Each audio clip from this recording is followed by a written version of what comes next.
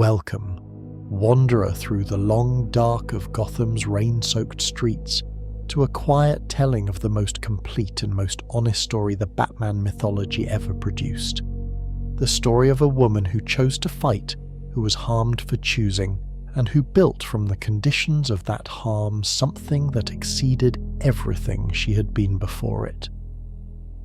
Tonight we follow Barbara Gordon from the beginning of what she was, through the single night that changed the shape of everything that followed, and into the long years of what she became on the other side of it. Settle in. Let your breathing slow. There is no need to hold on to every detail. Let the story move through you, and let us begin. James Gordon was, by any honest accounting, one of the most significant human beings in the canonical Batman mythology. Significant not in the way that the mythology's most dramatic figures were significant, not through the extraordinary capability or the comprehensive vision or the specific quality of damage that organized the lives of the heroes and the villains who populated Gotham's landscape, but in the quieter and in certain respects more demanding way of the person who maintained a genuine commitment to a genuine principle in conditions that were specifically and comprehensively designed to make that maintenance as difficult as possible. He was a police commissioner in a city whose police department was, across the full span of its canonical history, one of the most thoroughly corrupted institutional structures in any fictional universe. An organization in which corruption was not the exception, but the structural norm, in which the gap between what the institution was supposed to be and what it actually was had widened across generations of institutional deterioration into something that the word gap could no longer adequately describe. And Gordon had spent his professional life inside this institution, working within it rather than outside it, maintaining the specific commitment to legitimate law enforcement that the institution's nominal purpose required, while managing the daily reality of an institution whose actual operation was organized around principles very different from the ones its nominal purpose expressed. This was the household that Barbara Gordon grew up in, not a household of wealth and loss, like the Wayne household, whose specific combination of enormous resources and catastrophic early bereavement had produced the particular psychology that the canonical mythology built everything else around. Not an ordinary Gotham household, managing the city's ambient danger through the daily practical accommodations that ordinary survival in Gotham required. Something more specifically complicated than either, the household of a person whose professional identity was constituted by a tension that could not be resolved, who carried to work every day the specific burden of a commitment to what institutions were supposed to be in conditions that consistently demonstrated what they actually were. James Gordon did not have the luxury of naivety about the gap between the ideal and the real. The gap was his daily professional environment. He navigated it with a stubborn integrity that the canonical mythology recognized as genuinely admirable, precisely because it had documented, with considerable thoroughness, how thoroughly the conditions argued against the maintenance of it. Barbara observed this, not in the abstract, not as a child who was told about the difficulty of her father's professional situation and who processed the telling as information about the world, but in the specific, immediate daily way that children observe the adults closest to them, through the accumulated evidence of how her father moved through his days, what the work did to him, what he carried home, and what he set aside and what he could not set aside. The specific quality of someone who was doing something very difficult, and who had decided that the difficulty was not a reason to stop doing it. This observation produced in Barbara Gordon a specific kind of understanding about the relationship between principle and practice, about what genuine institutional commitment required and what it cost. That was more sophisticated than anything she could have developed through reading, or through the formal education that the canonical accounts consistently emphasized as a significant dimension of her development. She understood, from observation rather than from instruction, what it looked like to maintain something you believed in under conditions that worked against its maintenance. And she understood this before she had the vocabulary to name what she understood, which is the specific kind of understanding that shapes a person most completely. Her intelligence was the central fact of her canonical characterization, the quality that every creative treatment of the character across every era of the mythology's engagement with her identified as primary, the specific dimension of who she was that organized her relationship to every other dimension of her experience. Not simply brightness, not simply academic accomplishment, not the narrow technical intelligence of the specialist who excels within a defined domain, but the broader and more demanding intelligence of the person who could move between domains and find the connections between them, who could perceive the relationship between a political system's formal structure and its actual operation, between a criminal organization's visible activity and the underlying logic that the visible activity expressed, between the specific event and the systemic pattern of which the specific event was one instance. This was an intelligence that the canonical mythology sometimes struggled to portray with the fullness it deserved. The temptation to demonstrate intelligence through the dramatic display of technical capability was one that the mythology did not always resist, but that the most serious canonical treatments of Barbara Gordon engaged with as genuinely constitutive rather than simply as a biographical characteristic. The specific quality of her intelligence as it developed in the specific environment of the Gordon household was an intelligence with a particular orientation, toward the understanding of systems, toward the perception of the gap between how things were supposed to work and how they actually worked, toward the specific analytical clarity available to someone whose formation had given them both the ideal and the reality to compare. She had grown up in a household where the gap between institutional ideals and institutional reality was not something she needed to discover through adult experience, but something she had been observing since childhood, and the observation had produced in her a mind specifically fitted for engaging with that gap, for perceiving it clearly, for analysing the mechanisms through which it was sustained, for thinking seriously about what individual action could accomplish within and alongside institutional structures that were not doing what they were supposed to do. Her academic formation was, in the canonical accounts that engage with it most seriously, not simply a record of achievement, but a record of genuine engagement. The education of a person who read widely and thought carefully, and who developed, by the time the canonical stories began, the specific quality of intellectual curiosity that distinguished the genuinely educated person from the merely accomplished one. She was interested in things, which was the specific quality that the merely accomplished often lacked. Interested in how things worked and why they worked the way they did, and what the relationship was between how they worked and what they were supposed to be doing, which was the specific intellectual orientation that her formation had produced, and that her canonical history would express across every phase of the character's development. The library career that some canonical treatments gave to Barbara Gordon alongside her crime-fighting activities was not simply a cover identity. It was the expression of a genuine relationship to information and its organisation as forms of power that deserved to be developed alongside and in relation to the more physical forms of power that the crime-fighting identity required. The canonical origin of Batgirl, the specific circumstances through which Barbara Gordon came to put on the costume for the first time, varied across the different canonical accounts in ways whose specific details mattered less than the essential quality that all of them shared. Whether the specific mechanism was the costume party and killer moth and the accident of circumstances that converted a single night's events into a vocation, or the different origin that different canonical eras supplied, the essential quality was consistent.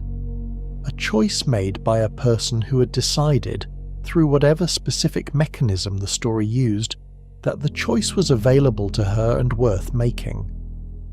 Not an accidental involvement in circumstances that exceeded what an ordinary person could manage, producing the recognition that she had capabilities that the situation required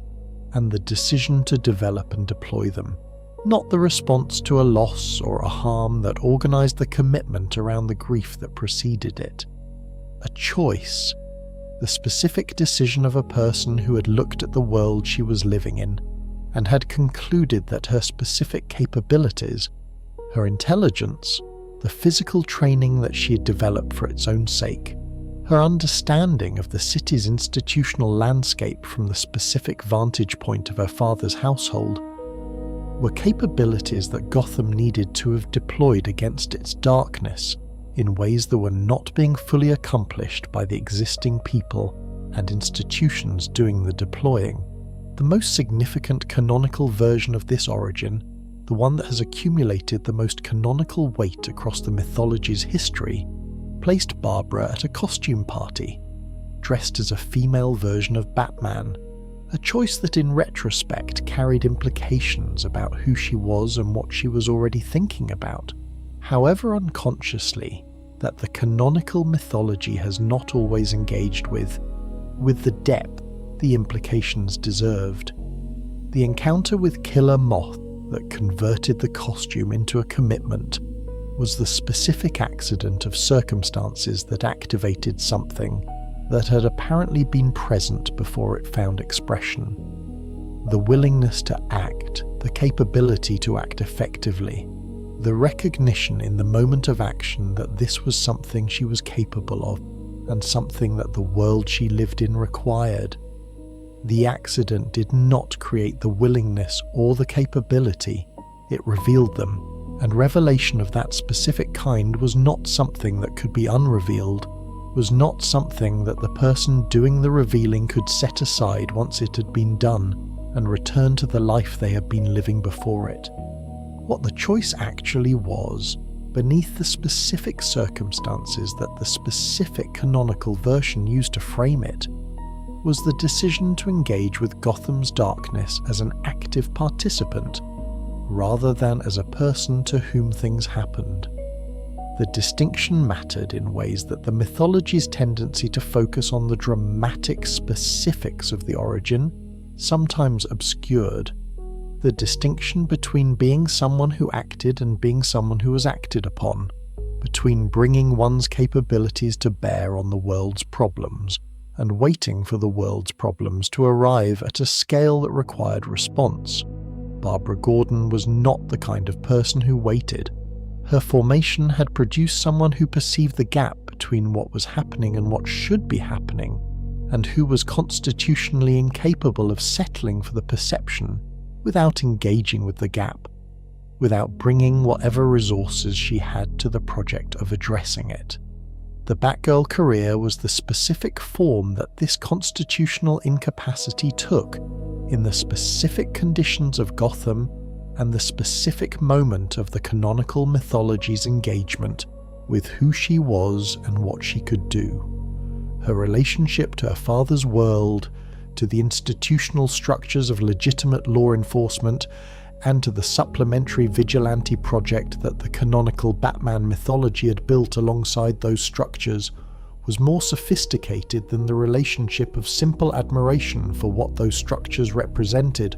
or simple contempt for what they actually were. She had observed the gap between the two too closely, and for too long to sustain either the admiration or the contempt without the complication that honest observation introduced. The institutions were not simply what they were supposed to be, and they were also not simply what the worst of their actual operation expressed. They were the ongoing contested territory of people like her father, who were trying to maintain them closer to what they were supposed to be, then the structural pressures of Gotham's specific institutional landscape made easy. The Batman project existed alongside the institutional structures rather than simply replacing them or depending on them, and the specific way it existed alongside them was a dimension of the canonical mythology that Barbara Gordon's formation had prepared her to engage with, more honestly than either pure institutional faith or pure institutional rejection would have permitted. The Batgirl career that developed from the choice was a career whose specific quality the canonical mythology engaged with through varying degrees of seriousness across different creative treatments, but whose consistent features were the features most directly connected to who Barbara Gordon actually was. The competence that her intelligence made possible, the autonomy that her independent assessment of the situation produced, the specific effectiveness of someone who approached the problems she encountered as problems to be understood rather than simply as dangers to be engaged with physically. She was not simply a female version of the existing crime-fighting project, not simply a supplementary presence in the canonical universe's protective landscape. She was a genuinely distinct figure, whose approach to the work reflected the specific capabilities she had and the specific person she was, and whose presence in the canonical mythology added something to it that the existing figures had not been providing. The library alongside the crime fighting, the canonical Barbara Gordon who organised her daylight hours around the work of a librarian and her nighttime hours around the work of Batgirl, was doing something that the mythology did not always fully articulate, but that the most careful engagement with the combination produced, developing, in parallel, the two dimensions of a single comprehensive engagement with the problem of Gotham's darkness. The physical engagement of Batgirl addressed the darkness in its most immediate and most visible forms.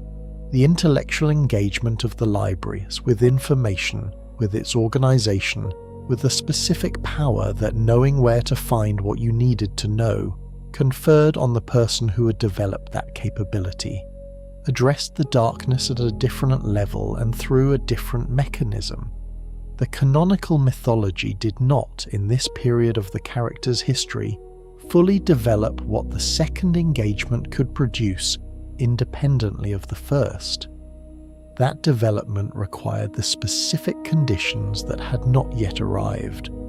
conditions whose arrival, when it came, would be catastrophic and would be the beginning of something that the canonical mythology had not been planning for. Alan Moore's The Killing Joke arrived in 1988 as a work that understood itself as something more ambitious than a superhero comic, as a genuine literary engagement with the specific philosophical territory that the Batman mythology had been circling for decades without fully entering, the territory of the relationship between sanity and madness, between order and chaos, between the specific kind of moral commitment that Batman represented and the specific kind of philosophical challenge that the Joker was most uniquely positioned to pose to it. Moore was attempting something real, and the attempt produced something that was genuinely significant as a philosophical and literary artifact, and the significance coexisted with a specific and serious failure that the canonical community spent the following decades processing: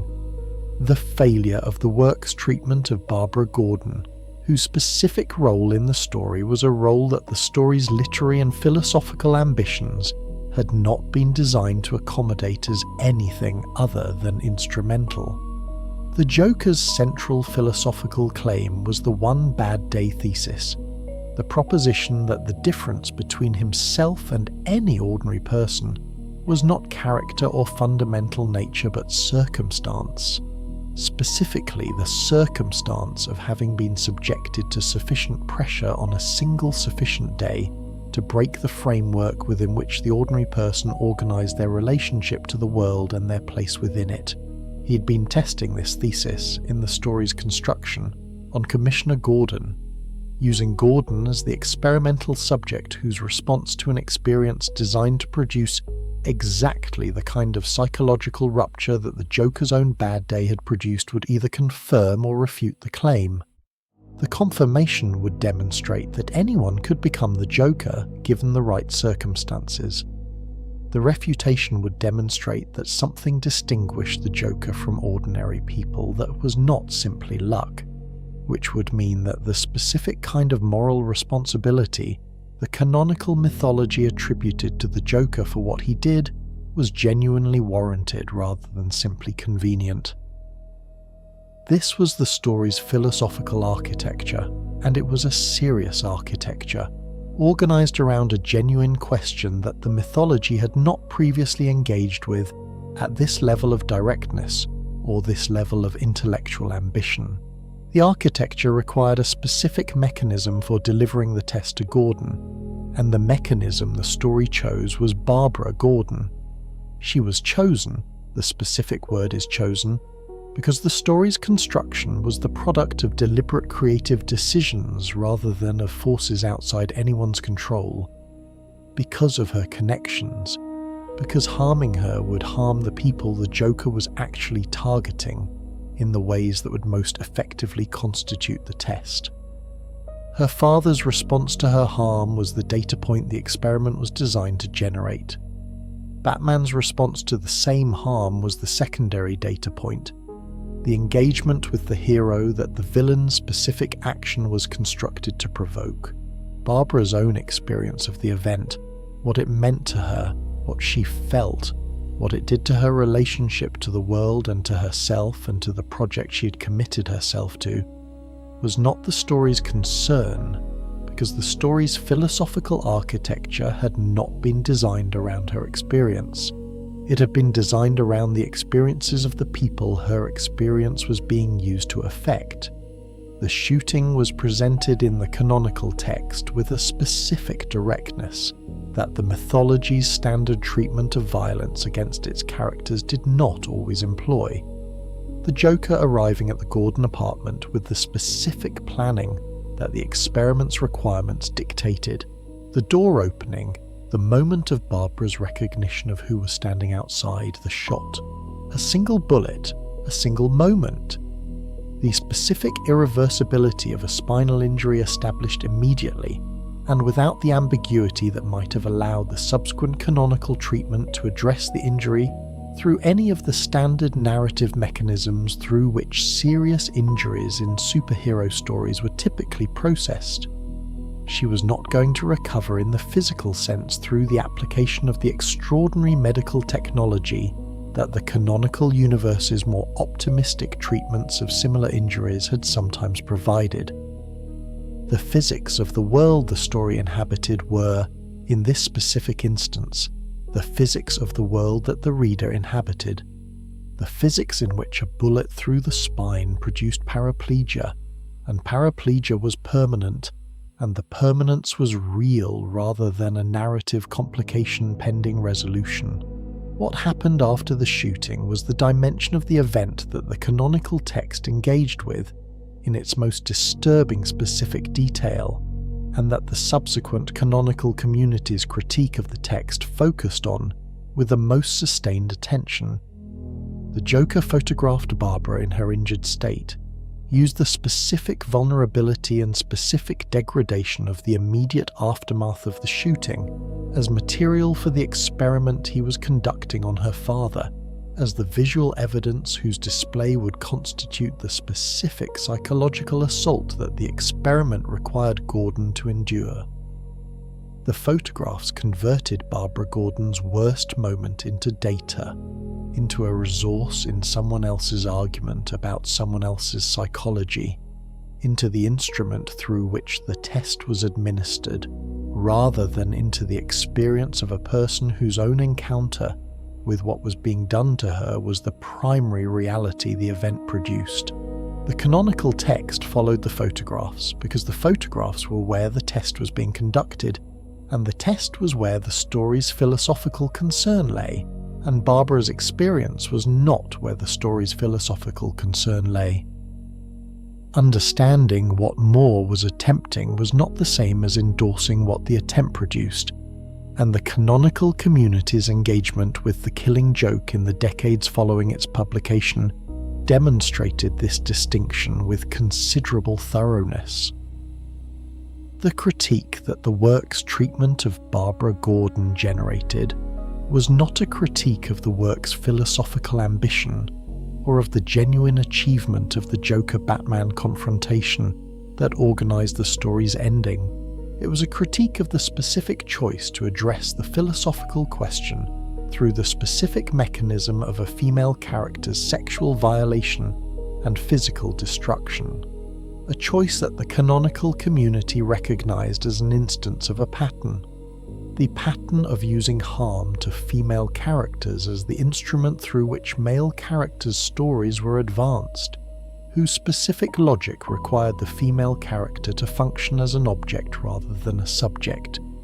as the thing that happened rather than the person to whom it happened.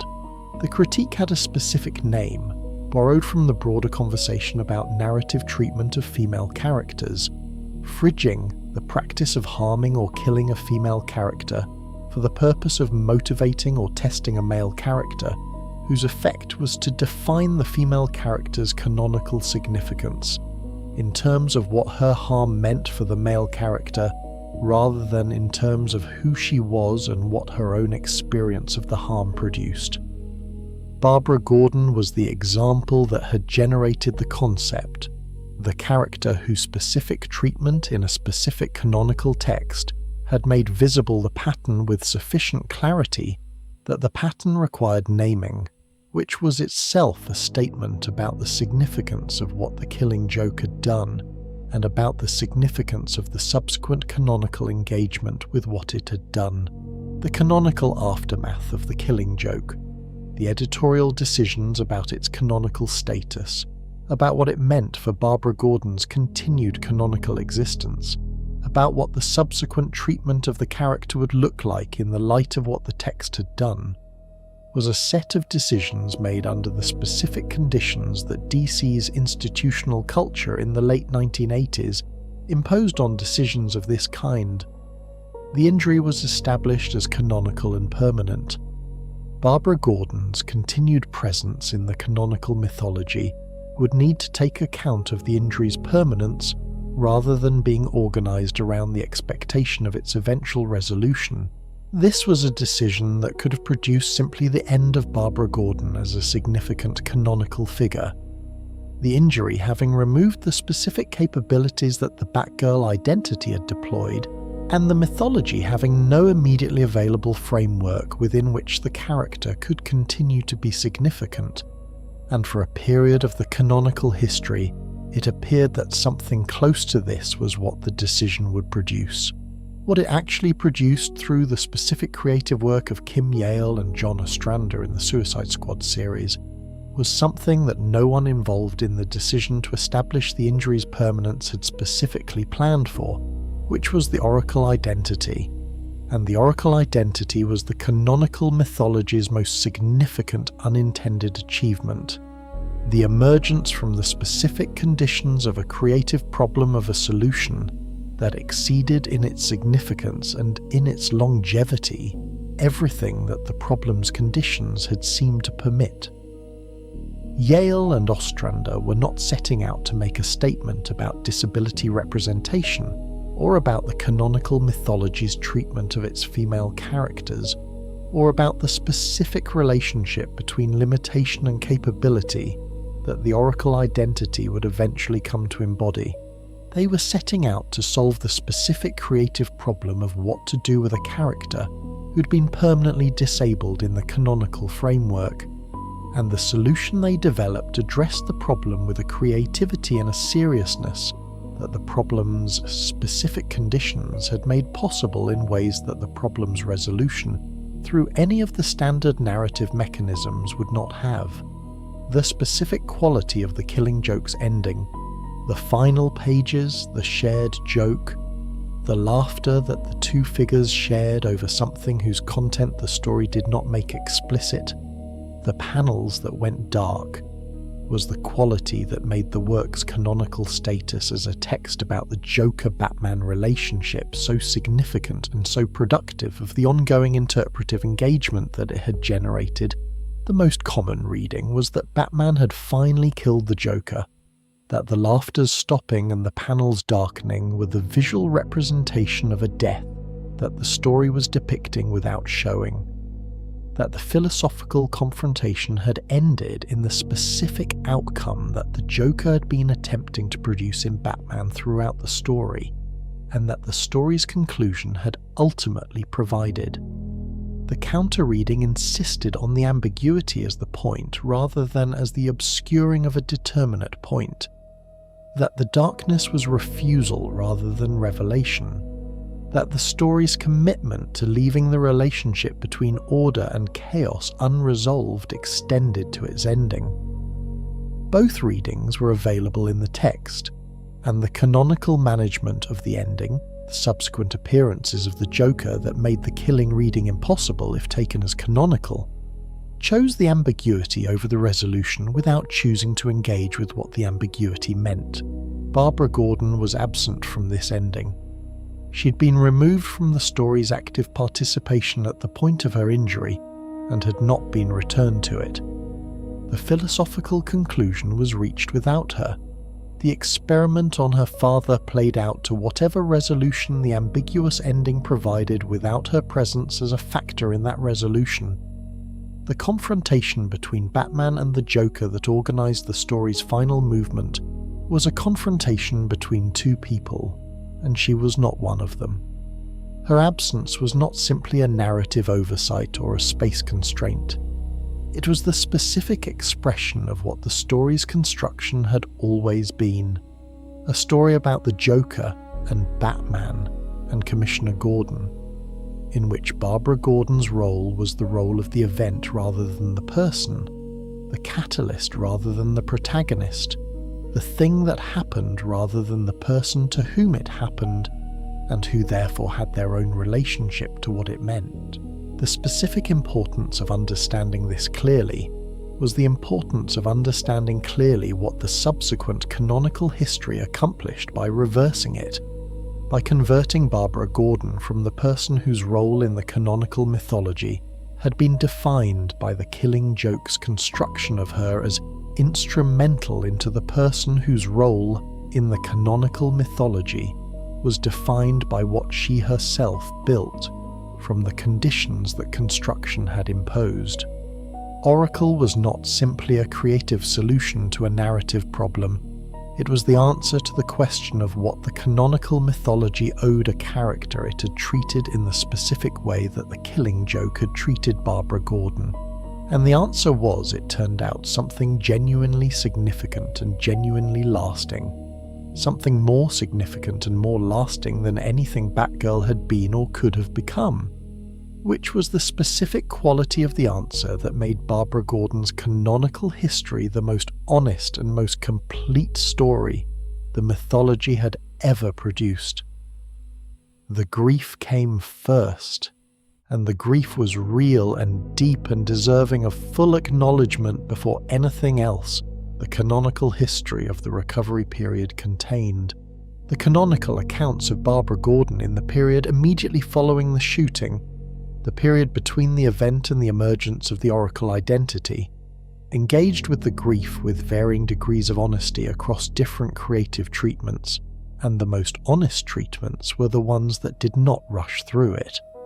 that did not organize the grief as simply the necessary precondition for the inspiration and determination that the recovery story required, but that engaged with it as its own dimension of the experience, deserving of its own time and its own space in the narrative's attention. The grief was not simply the grief of a physical loss, though the physical loss was real and the grief of it was real. It was the grief of an identity. Batgirl had not been simply a thing Barbara Gordon did, a role she occupied alongside the other roles of her life. It had been the specific form through which the most important dimensions of who she understood herself to be had found their most complete expression. the place where the intelligence and the commitment and the specific quality of her engagement with the world had come together in the specific activity that the combination of those qualities was most fitted for. The injury had not removed the intelligence, or the commitment, or the quality of engagement. It had removed the specific form in which those things had been most completely expressed, and the grief was partly the grief for the form, and partly the grief of a person who could not yet see what form would be available for the expression once the form that had been removed was gone. The rage was also real, and the canonical treatments that most honestly engage with Barbara Gordon's recovery period were the treatments that did not eliminate the rage from the account in favour of the more conventionally inspiring qualities. The determination, the resilience, the heroic acceptance of what had happened, that the mythology's standard recovery narrative required. Rage was the appropriate response to what had been done, not simply the appropriate emotional response in the sense of the response that the situation warranted from the person experiencing it, but the appropriate response in the moral sense, the response that correctly perceived the nature and the magnitude of what had happened and refused to organize itself around anything less than that correct perception. The Joker had come to her apartment and had shot her and had photographed her degradation and had used her in the service of an argument about other people's psychology, and the rage that responded to this with the full force of what it actually was not something that the canonical mythology owed the recovery narrative the suppression of. What the recovery period required, and what the canonical treatments that engaged with it most seriously attempted to document, was not the rapid conversion of grief and rage into the purposeful determination that the inspirational recovery narrative demanded, but the slower and more honest process of a person who was living with both the grief and the rage while simultaneously engaging with the practical and psychological dimensions of what her changed circumstances required. The physical rehabilitation that the injury made necessary was demanding in ways that the canonical accounts engaged with at varying levels of specificity. The work of learning to navigate the world from a wheelchair in Gotham City, a landscape that was not organized around the needs of people with mobility differences, and that expressed this through every architectural and environmental choice that had been made in the design of a city whose principal characteristic was that it had been built for the people who could move through it without assistance rather than for everyone. The daily encounter with the specific ways in which the city's design communicated to her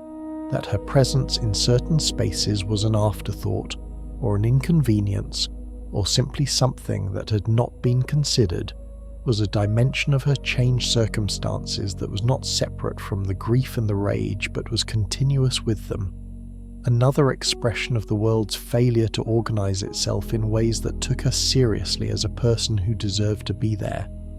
The specific challenge that exceeded the physical rehabilitation was the challenge of reconstructing a relationship to the self, to the person she was and to what that person was therefore capable of and therefore required to do. That did not depend on the physical capabilities the injury had removed, and that engaged honestly with the capabilities that remained. The intelligence was intact. The analytical understanding of Gotham's criminal landscape built through the years of the Batgirl career and through the prior formation that had preceded it was intact. The specific knowledge of the city's institutional structures and the gaps between their formal operation and their actual conduct was intact. The commitment to engaging with the world's darkness rather than simply inhabiting it was intact. What had been removed was the specific physical mechanism through which all of these capabilities has been deployed in the most direct and most visible form of the deployment, and what had not yet been developed was the understanding of what other forms of deployment were available and what those forms might be capable of producing. The realization that came in this period, not immediately, not in a single dramatic moment of recognition, but gradually, through the specific process of a person who could not engage with the world in the ways she had previously engaged with it, spending more time with the ways of engagement that remained, was the realization that the intelligence had always been primary. The Batgirl career had deployed intelligence in service of the physical confrontation with Gotham's darkness. The analysis had preceded the action. The strategic assessment had directed the physical engagement. The understanding of a situation had organized the physical response to it, but the hierarchy of the deployment had always presented the physical engagement as the primary activity and the intelligence as the preparation for it. And this presentation had been so consistent and so complete that it had been difficult to perceive the actual relationship between the two.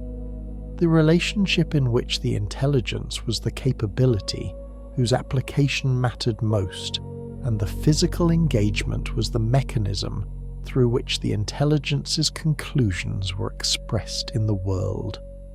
The enforced removal of the physical engagement from the equation revealed the intelligence as primary in the specific way that the removal of something reveals what had been depending on it.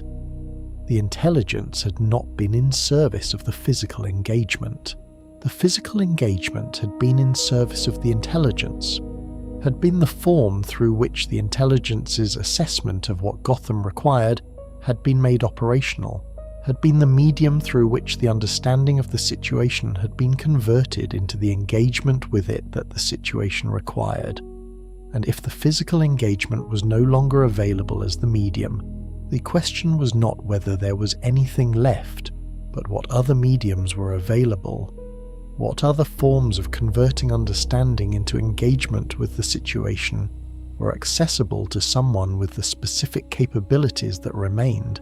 and with the specific knowledge of the situation that those capabilities had been developing across the years of the Batgirl career. The computers were the beginning of the answer.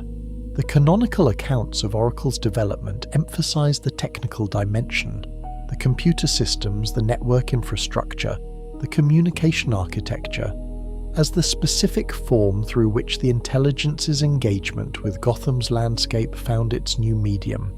and the emphasis was accurate in the specific sense that the technology was the mechanism, but the technology was not the capability. The capability was what Barbara Gordon brought to the technology, the specific analytical intelligence, the comprehensive knowledge of the landscape, the understanding of the relationships between events and actors and institutions that the Batgirl career had been building, and that the enforced period of reduced physical engagement had been developing in the specific direction of the systemic, rather than the individual, the pattern rather than the incident, the full picture rather than the specific confrontation. The computers gave the intelligence access to information at a scale and a speed that the physical engagement of the Batgirl career had not permitted. What the intelligence did with that access was not a function of the technology. It was a function of who Barbara Gordon was and what the specific combination of her formation and her career and the specific experience of the period since the shooting had made her capable of perceiving and doing. Oracle was not named immediately. The identity emerged before the name, the practice of the engagement before the specific designation that the engagement eventually received, the doing before the labeling of the doing. This was appropriate in the specific sense that what Oracle was could not have been fully anticipated before it was developed. The specific shape of the intelligence operation, the specific quality of the capabilities it developed and deployed, the specific network of relationships and resources it built over time, were things that could only be known through the doing of them, not through the prior planning that would have allowed a clean and deliberate adoption of the identity. She was becoming Oracle before she was Oracle, in the specific way that the most significant developments in a person's canonical identity were always developments that happened through the doing rather than through the deciding. The Oracle identity in its early form was not the comprehensive intelligence operation that the canonical history of the birds of prey would eventually document. It was a beginning, the specific form through which the intelligence's engagement with Gotham's landscape found its initial new medium, organized around the provision of information to the people who needed it, in the forms they needed to receive it. The Suicide Squad connection was the canonical context of the first significant deployment of the Oracle capability, an unusual organizational affiliation that demonstrated from the beginning the specific quality of Oracle's operational freedom, the willingness to engage with the protective project through channels and in contexts that the formal structures of the canonical mythology's heroic community had not sanctioned or organized. Oracle was not an official resource of the Batman family or the Justice League or any other established institutional structure. She was an independent operator, working from the specific position of someone who had built her own capabilities from her own resources, and who was therefore accountable to the logic of those capabilities, rather than to the institutional requirements of any organization whose membership she had accepted. The wheelchair was the physical reality of what Oracle was, and the canonical mythology's engagement with that physical reality was one of the most significant tests of what the Oracle identity actually represented, of whether the canonical treatment of Barbara Gordon was genuinely engaging with what her situation was, or was using the wheelchair as a visual marker of her history, while organizing the actual portrayal of her experience around assumptions that did not fully engage with what living with a spinal injury in Gotham actually involved. The most honest canonical treatments were the ones that engaged with the specific practical dimensions of the wheelchair's presence in Barbara's daily life, the navigation of a city that was not organized around her needs, the specific challenges of the operational environment that the Oracle identity required her to manage from a position that the environment had not been designed to accommodate, the daily encounter with the specific ways in which the world's organization communicated assumptions about who deserved to move through it easily and who did not. What the most honest canonical treatments found in this engagement was not simply the difficulty, but the specific relationship between the difficulty and the specific capabilities that the Oracle identity had developed. The enforced engagement with information systems as the primary medium for navigating the world, rather than as supplementary tools used alongside physical navigation, had produced a depth of facility with those systems that the physical navigation's availability as the primary medium would not have produced. The specific challenge of managing an intelligence operation from a wheelchair in Gotham had produced the specific requirement to develop the infrastructure, the relationships, and the strategic capabilities that made the operation work without the physical engagement that the operations field agents could provide, and that she could not. The limitation was not simply an obstacle that the capability overcame. The limitation was, in specific and real ways, the condition that had produced specific dimensions of the capability, the specific form that the intelligence's engagement with the world had taken, because the wheelchair had made certain other forms unavailable. This was not the inspirational logic of the person who succeeds despite their disability, which was the most common available framework for understanding what the Oracle years represented, and which was a framework that the Oracle years most carefully and most consistently refused. It was something more specific and more honest, the recognition that the capabilities Oracle developed were the capabilities that the specific conditions of Oracle's situation had required, and that those conditions included the wheelchair in ways that were not simply incidental to the capability's development, but constitutive of it. Not that the wheelchair was good, or that the injury was something to be grateful for. Both the grief and the rage of the recovery period testified against any reading that simple, but that the specific form that the most capable intelligence operation in the canonical DC universe took was a form shaped by the specific conditions in which it had been built, and those conditions were the conditions of a spinal injury and a wheelchair, and the specific challenge of building something comprehensive and effective from within those conditions rather than despite them. The emergence of Oracle as a canonical identity, not simply a role that Barbara Gordon occupied, but a genuine self, a way of being in the world that had its own specific texture and its own specific relationships and its own specific form of engagement with the things that mattered, was the canonical mythology's most significant answer to the question of what it owed Barbara Gordon after the Killing Joke, not the restoration of what had been removed,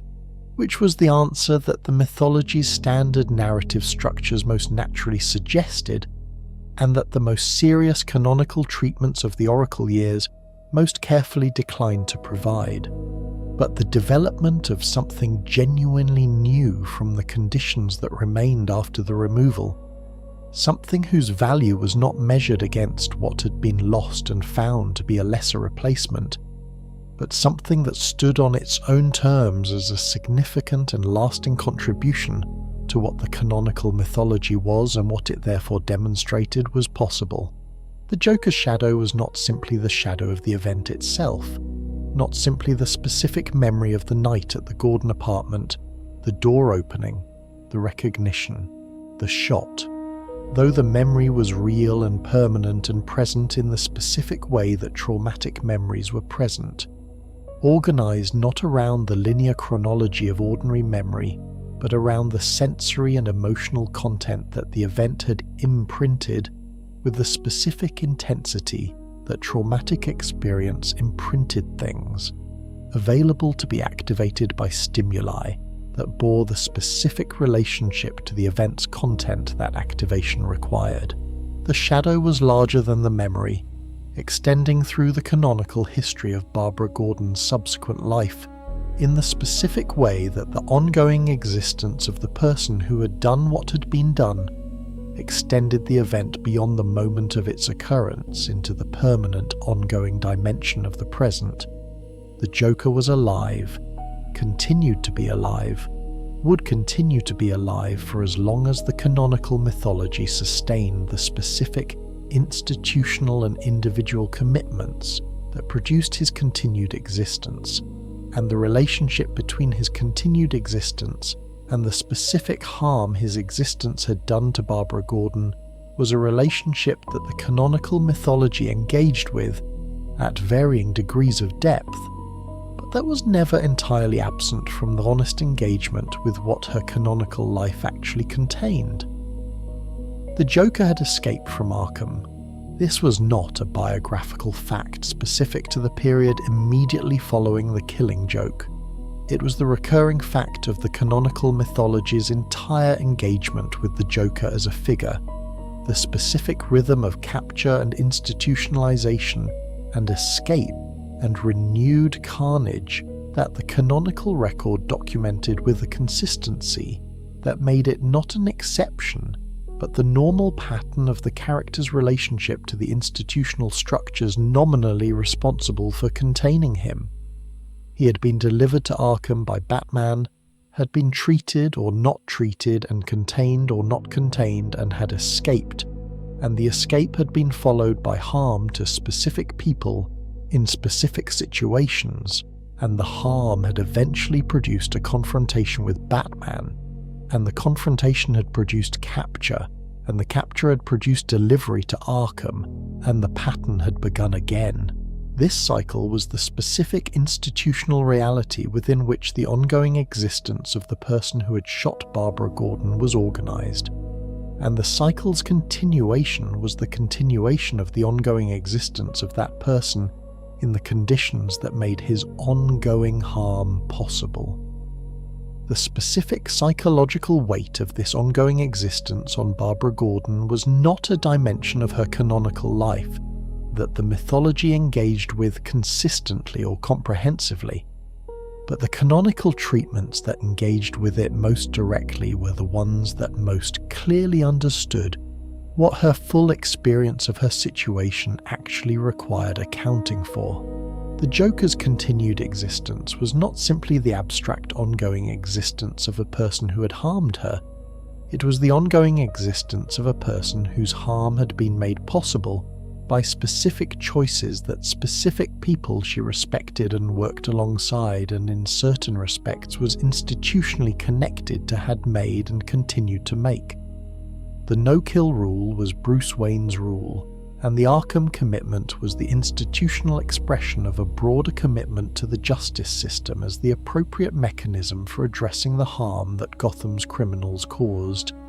And both of these were positions that Barbara Gordon's own engagement with the Protective Project had required her to understand, and to some degree to operate within. The Joker's ongoing existence was therefore not simply the ongoing existence of her harmer,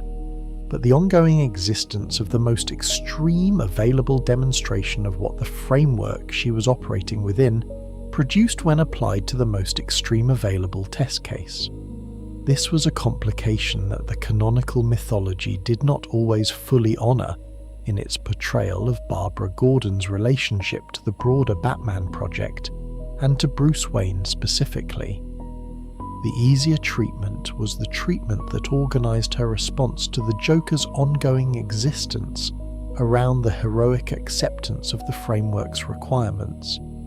around the demonstration that she had processed the specific personal cost of the framework's maintenance and had arrived at the understanding that the framework was worth its costs, including the costs she specifically bore. This treatment was available in the canonical record, and it was not dishonest about the dimension of the character's inner life it was engaging with. Barbara Gordon did understand the framework's rationale, did in certain respects endorse the commitment to non-lethal engagement with the canonical mythology's most dangerous figures, did maintain her own professional engagement with the broader project that the framework organised. But the endorsement and the maintenance were not the same as the absence of the specific personal relationship to the framework's most significant cost that her specific history required her to have, and the canonical treatments that were most honest about what her canonical life actually contained were the ones that held both things simultaneously: the understanding of the framework and the specific weight of what the framework's application to her specific situation had produced. The confrontation with the memory was the dimension of Barbara Gordon's psychological life that the canonical treatments varied most significantly in their engagement with, because the confrontation with the memory was also the confrontation with the most uncomfortable questions about what the mythology owed its characters and its readers. Questions about whether the harm that had been done to Barbara Gordon in the service of someone else's story had been accounted for with sufficient honesty and sufficient seriousness in the subsequent canonical treatment of her experience. The canonical accounts that most directly engage with the memory were the accounts that most directly engaged with what post-traumatic stress actually looked like in the specific person experiencing it, rather than in the narrative framing that surrounded it from outside. The specific intrusions of sensory memory, the specific activation of fear responses by stimuli that bore the appropriate relationship to the event's content, the specific cognitive and emotional dimensions of living with the knowledge of what a single moment had produced, and what the ongoing existence of the person who had produced it continued to mean. Gail Simone's treatment of the return to the Batgirl identity in the New 52 continuity was the canonical treatment that engaged most fully with these dimensions of Barbara's psychological life,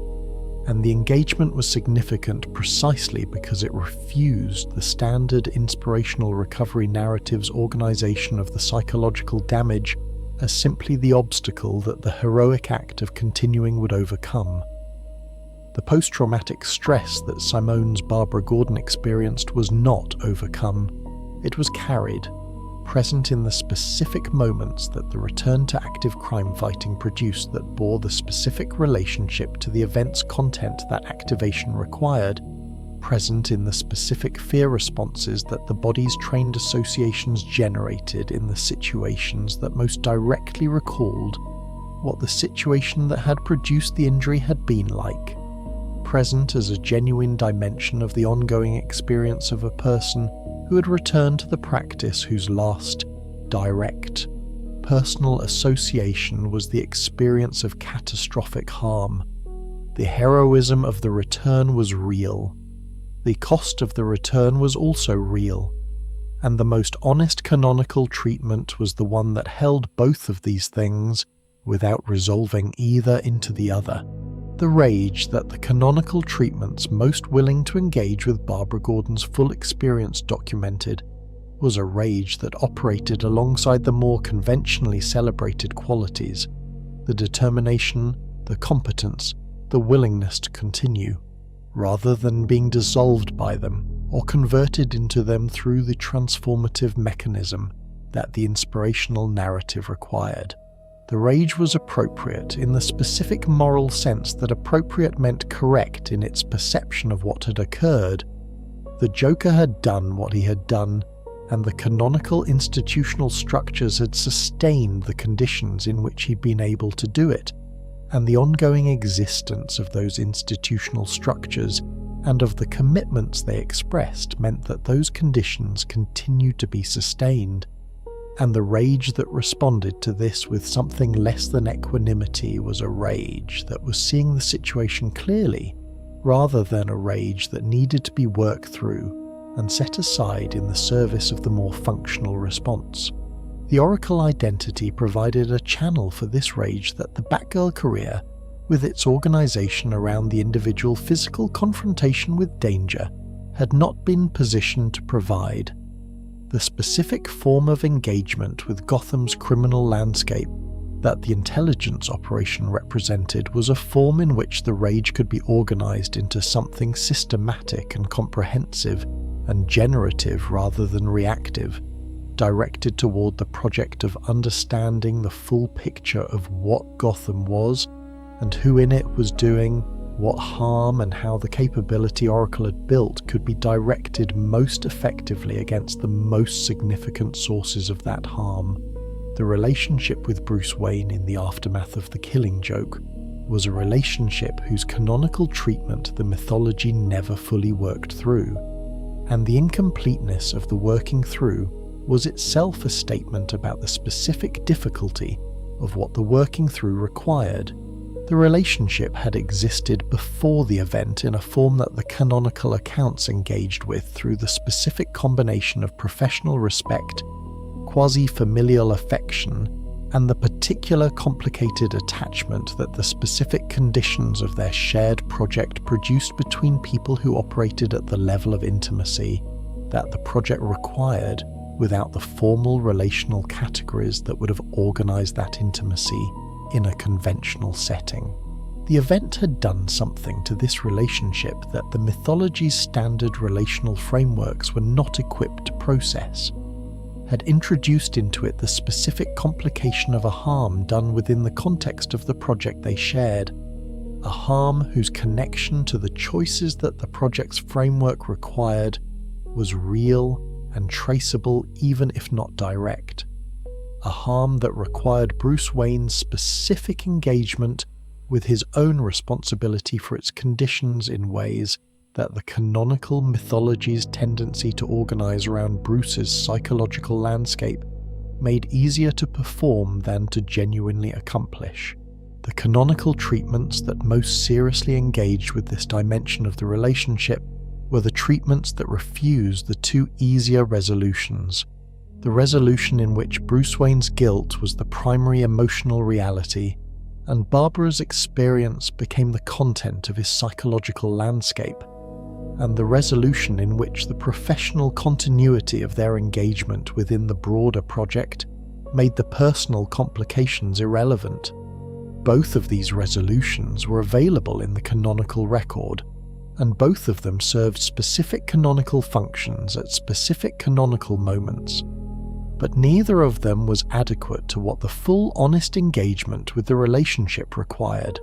The adequate engagement required holding simultaneously the specific reality of what Bruce Wayne's framework and choices had contributed to the conditions of Barbara's harm,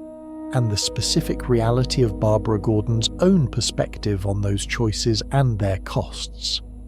A perspective that was genuinely independent of Bruce's assessment of the same choices and costs,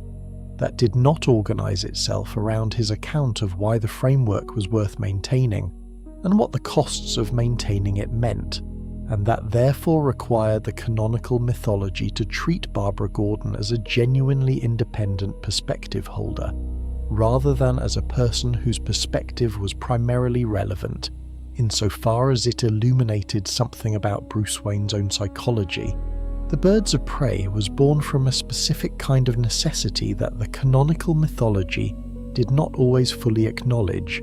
because the acknowledgement would have required engaging honestly with the specific conditions that made the necessity real. The Oracle identity had developed the capability, the intelligence operation, the information architecture, the specific form of strategic engagement with Gotham's criminal landscape, that the full picture perspective and the comprehensive information gathering that the capability provided made possible. But the capability, in its Oracle form, had a specific limitation that was not the limitation of intelligence, or of information, or of strategic understanding. It was the limitation of being unable to go where the information indicated someone needed to go, unable to engage directly with the situations that the intelligence had identified as requiring engagement, unable to be present in the physical sense that the situations the intelligence revealed most often required presence for their resolution. The Birds of Prey was the answer to this limitation. Not a workaround, not a compensation for what was absent, but the specific organisational form that the capability required in order to become operational in the full sense of operational, in order to be capable of translating the intelligence into the engagement with the situations the intelligence identified that the translation required. The field agents whose physical capability Oracle's strategic intelligence could direct were not the mechanism through which Oracle overcame its limitation. They were the operational dimension of what Oracle was, the part of the capability that the capability required in order to be a complete operational structure, rather than an extraordinarily sophisticated analysis operation with no mechanism for converting its analyses into outcomes in the world. The Birds of Prey was not Oracle plus field agents. It was what Oracle was when Oracle was fully what it was capable of being. Dinah Lance, Black Canary, was the canonical figure whose partnership with Oracle was the most significant and most sustained of the relationships that the Birds of Prey's canonical history produced, and the significance of the partnership exceeded what the operational description of Oracle's strategic director and Black Canary's field operative could contain. Dinah was a person of considerable canonical history independent of the partnership, a hero whose own canonical development had engaged with the specific questions of identity and commitment, and the relationship between individual capability and institutional affiliation that the canonical mythology's most serious treatments of its heroic figures addressed. She was not simply the field agent that Oracle required to make the intelligence operation operational. She was a genuinely distinct figure whose own perspective on the protective project and whose own relationship to the canonical mythology's central questions gave the partnership a reciprocal quality that the simple description of strategic director and field operative obscured. What the partnership produced that neither figure could have produced independently was not simply the combination of Oracle's intelligence and Black Canary's physical capability, though the combination was real and the effectiveness it produced was genuine. It was the specific quality of a relationship between two people whose different positions within the same project created the specific mutual understanding that genuinely different positions within shared projects produced when the people occupying those positions were genuinely committed to understanding each other, rather than simply to using each other's capabilities for the project's purposes. Oracle knew what Dinah faced in the situations that the intelligence had directed her toward, knew the specific dangers, the specific actors, the specific dynamics of the situations whose engagement the fieldwork required, with a comprehensiveness that no partner without Oracle's specific capabilities could have provided. Dinah knew what Oracle experienced in directing field agents into those situations, knew the specific weight of the responsibility that the strategic director bore for outcomes that the director's intelligence had produced and that the field agent's body would bear, with the specific understanding of someone who bore the outcomes rather than simply knowing about them. The canonical history of this partnership across the Birds of Prey's publication history was a history of varying depths of engagement. The creative treatments that engaged most seriously with what the partnership was and what it produced were the treatments that understood both figures as genuinely complex people, rather than as the complementary capabilities that the operational description emphasized, and that gave the specific quality of their mutual understanding the attention it deserved,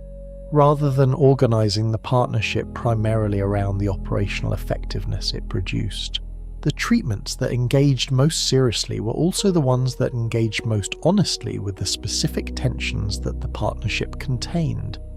The specific ways in which Oracle's position as the director of field agents into dangerous situations that she could not share created the specific asymmetry that any relationship between a person in that position and the people whose bodies were engaged with the situations the position directed them into would contain. Huntress, Helena Bertinelli, was the canonical figure whose relationship with Oracle was the most complicated of the Birds of Prey relationships, and the complication was not simply the complication of personality differences or conflicting operational styles, but the more fundamental complication of a genuine disagreement about what the protective project required and what it permitted. Helena's approach to the situations the Birds of Prey engage with included a willingness to deploy lethal force that Oracle's operational framework had not been built to accommodate, a willingness rooted in Helena's specific canonical history, the specific formation that the Bertinelli family's history had imposed on her, the specific relationship to violence and its acceptable limits that the experience of being orphaned by the crime family massacre had produced in the person who had survived it. Helena understood, at the level of genuine experience rather than theoretical position, the specific argument for the utilitarian case for lethal resolution that the canonical mythology's central figure declined to make, understood it not as an argument but as a lived reality, as the specific conclusion that her specific history had produced, and that she could not simply set aside in the service of an operational framework that had not been built from her specific history. Oracle's engagement with Helena's presence in the organizational structure was the engagement of someone who understood the complication rather than simply managing it, who understood what Helena's position represented in the context of the canonical mythology's broader engagement with the question of what the protective project permitted and who had her own specific and complex relationship to the argument that Helena's approach embodied. The Oracle identity had been built in the specific conditions of the aftermath of a harm done by a person whose ongoing existence was sustained by exactly the framework whose limits Helena's approach challenged,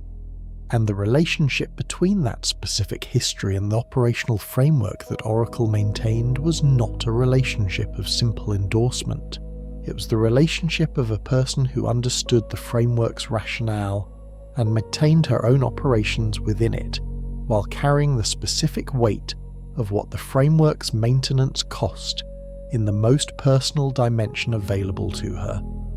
The ongoing existence of the Joker as the framework's most significant and most personally costly demonstration of what maintaining it actually meant.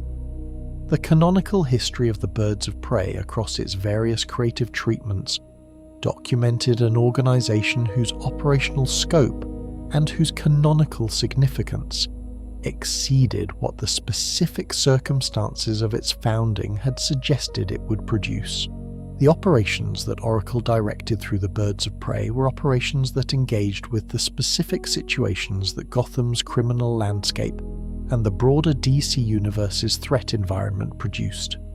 Not simply the individual confrontations between field agents and specific criminals that the standard canonical treatment of crime fighting organized around, but the more comprehensive and more strategically sophisticated engagements with the systemic dimensions of the threats that the intelligence operations full picture perspective could identify, and that the operational structure Oracle had built could direct resources toward with the specific effectiveness that the combination of strategic intelligence and physical capability produced. The specific institutional culture of the Birds of Prey was not the institutional culture of any other organizational structure in the canonical mythology. It was not the hierarchical command culture of the Batman family, organized around the authority of the central figure and the direction of subordinate figures through channels that the central authority controlled. It was not the collegial partnership culture of the Justice League, organized around the collaboration of equals whose individual capabilities were supplementary to each other in the specific sense that none of them was fundamentally dependent on any other for their basic operational effectiveness. The Birds of Prey culture was something specific to the specific organization that Oracle had built, organized around intelligence as the primary value rather than force, around the strategic perspective as the central capability rather than the physical confrontation, around the relational quality of the partnership between Oracle and the field agents as the fundamental mechanism through which the organization's effectiveness was produced and sustained. What the organization accomplished across its canonical history was the record of genuine operational effectiveness that justified its existence on the grounds of what it actually produced, rather than simply on the grounds of who had built it or what it represented as a canonical achievement. The threats it addressed, the people it protected, the specific situations in which the combination of Oracle's intelligence and the field agent's physical capability produced outcomes that neither could have produced independently. These were the canonical record of an organization that had demonstrated the viability of the intelligence-led approach to the protective project, with sufficient thoroughness and sufficient consistency that the demonstration constituted a genuine canonical contribution to the mythology's understanding of what organizational structures were capable of doing. The leadership dimension of what Oracle had built was a dimension that the canonical mythology did not always engage with in the depth it deserved, because engaging with it required acknowledging what Oracle was doing that the mythology's standard framings of the heroic role did not fully account for. Oracle was not the most physically formidable figure in the canonical mythology, and she was not the most dramatically courageous in the sense that courage was most commonly demonstrated in the mythology's standard narrative structures. The willingness to go toward the danger, to engage directly with the threat, to put one's own body between the harm and the people it threatened. What she was doing was something different, and something that the most careful engagement with what leadership in the specific conditions of the Birds of Prey's operational structure required, recognized as demanding a specific form of courage that the mythology's standard treatments of heroic courage did not always make visible. The courage of the person who directs others into danger is the courage of the person who makes decisions whose consequences others bear, who determines, on the basis of the best available intelligence, and the best available strategic assessment that a specific person needs to go to a specific place and engage with a specific threat, and who then lives with whatever that engagement produces. The field agents whose bodies engaged with the situations Oracle's intelligence directed them toward were bearing consequences that Oracle's decisions had produced. The specific weight of this was not the weight of physical danger. It was the weight of responsibility for outcomes that the director's intelligence and judgment had determined were worth the risks that the field agents would bear. Risks that the director's own position prevented her from sharing in the physical form that the field agents experienced them. Oracle bore this weight across the full operational history of the Birds of Prey, and the bearing of it was the specific form of heroism that her canonical history produced, and that the canonical mythology had rarely previously acknowledged as heroism in its own right. The return to Batgirl was a canonical decision that the creative community made in the context of the New 52 Continuity's comprehensive reboot of the DC canonical universe, and the decision's specific form in that context produced the canonical treatment that engaged most seriously with what the return actually meant. Not simply the restoration of a physical capability and the resumption of an identity that the restoration of that capability made available again, but the specific psychological challenge of returning to a practice whose last direct, personal association in the returning person's experience was the experience of catastrophic harm. Gail Simone's engagement with this challenge was the engagement that made the New 52 Batgirl the canonical treatment of the return that the canonical community engaged with most seriously and most productively, because it was the engagement that refused the clean narrative of the restoration followed by the triumphant return. What Simone documented was something more honest and more uncomfortable, the return of someone who knew what the practice had cost her the last time she'd engaged in it directly, who carried that knowledge in her body as well as in her memory, who encountered in the specific situations that the return to active crime fighting produced the specific activations of fear and memory that the trauma had established, and that the return to the practice inevitably produced. The post-traumatic stress dimension of Simone's treatment was the dimension that most clearly distinguished it from the canonical treatments that had organized the return around the inspirational narrative of the person who had overcome what had been done to her and was now fully restored to the capacity for heroic action that the overcoming implied. Post-traumatic stress was not something that was overcome in the specific sense the inspirational narrative required. It was something that was lived with, managed, engaged with as an ongoing dimension of the experience, rather than as an obstacle that had been removed by sufficient determination and sufficient time.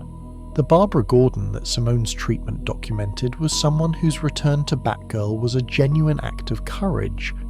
precisely because it was not organized around the absence of the fear that the trauma had established, but around the continuation of the practice in full knowledge of what the practice had cost and what the specific activation of that knowledge in the situations the practice produced felt like from the inside. The question of what the return meant for what the Oracle years had been was the question that the canonical community engaged with most extensively in the period of the New 52's implementation, and the engagement was extensive because the question was genuinely significant,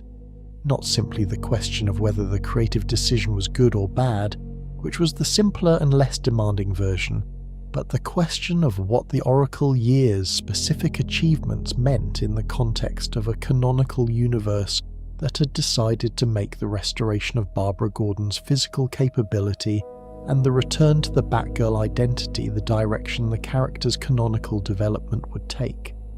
What was lost in the return was real and deserved full acknowledgement alongside the acknowledgement of what the return made possible. The Oracle identity had been the canonical mythology's most significant disabled hero. the most complete demonstration available in the DC universe that a disabled character could be the most strategically significant figure in the canonical heroic community, could build from the specific conditions of disability something whose significance was not contingent on the comparison to what physical capability had previously allowed, but was real and lasting on its own terms. The return to Batgirl vacated this specific canonical position without providing an equivalent replacement. Returned to the physical capability framework,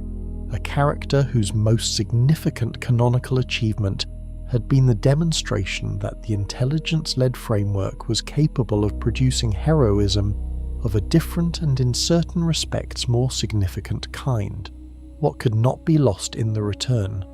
what the Oracle years had built that no creative decision about Barbara Gordon's physical capability could undo, was the canonical argument that the Oracle years had made. The demonstration that the person who holds the full picture and directs others toward the most effective engagement with the danger is doing something that deserves to be recognized as heroism was a demonstration that existed in the canonical record regardless of what subsequent creative decisions did to the specific character who had made it. The specific qualities that the Oracle years had developed,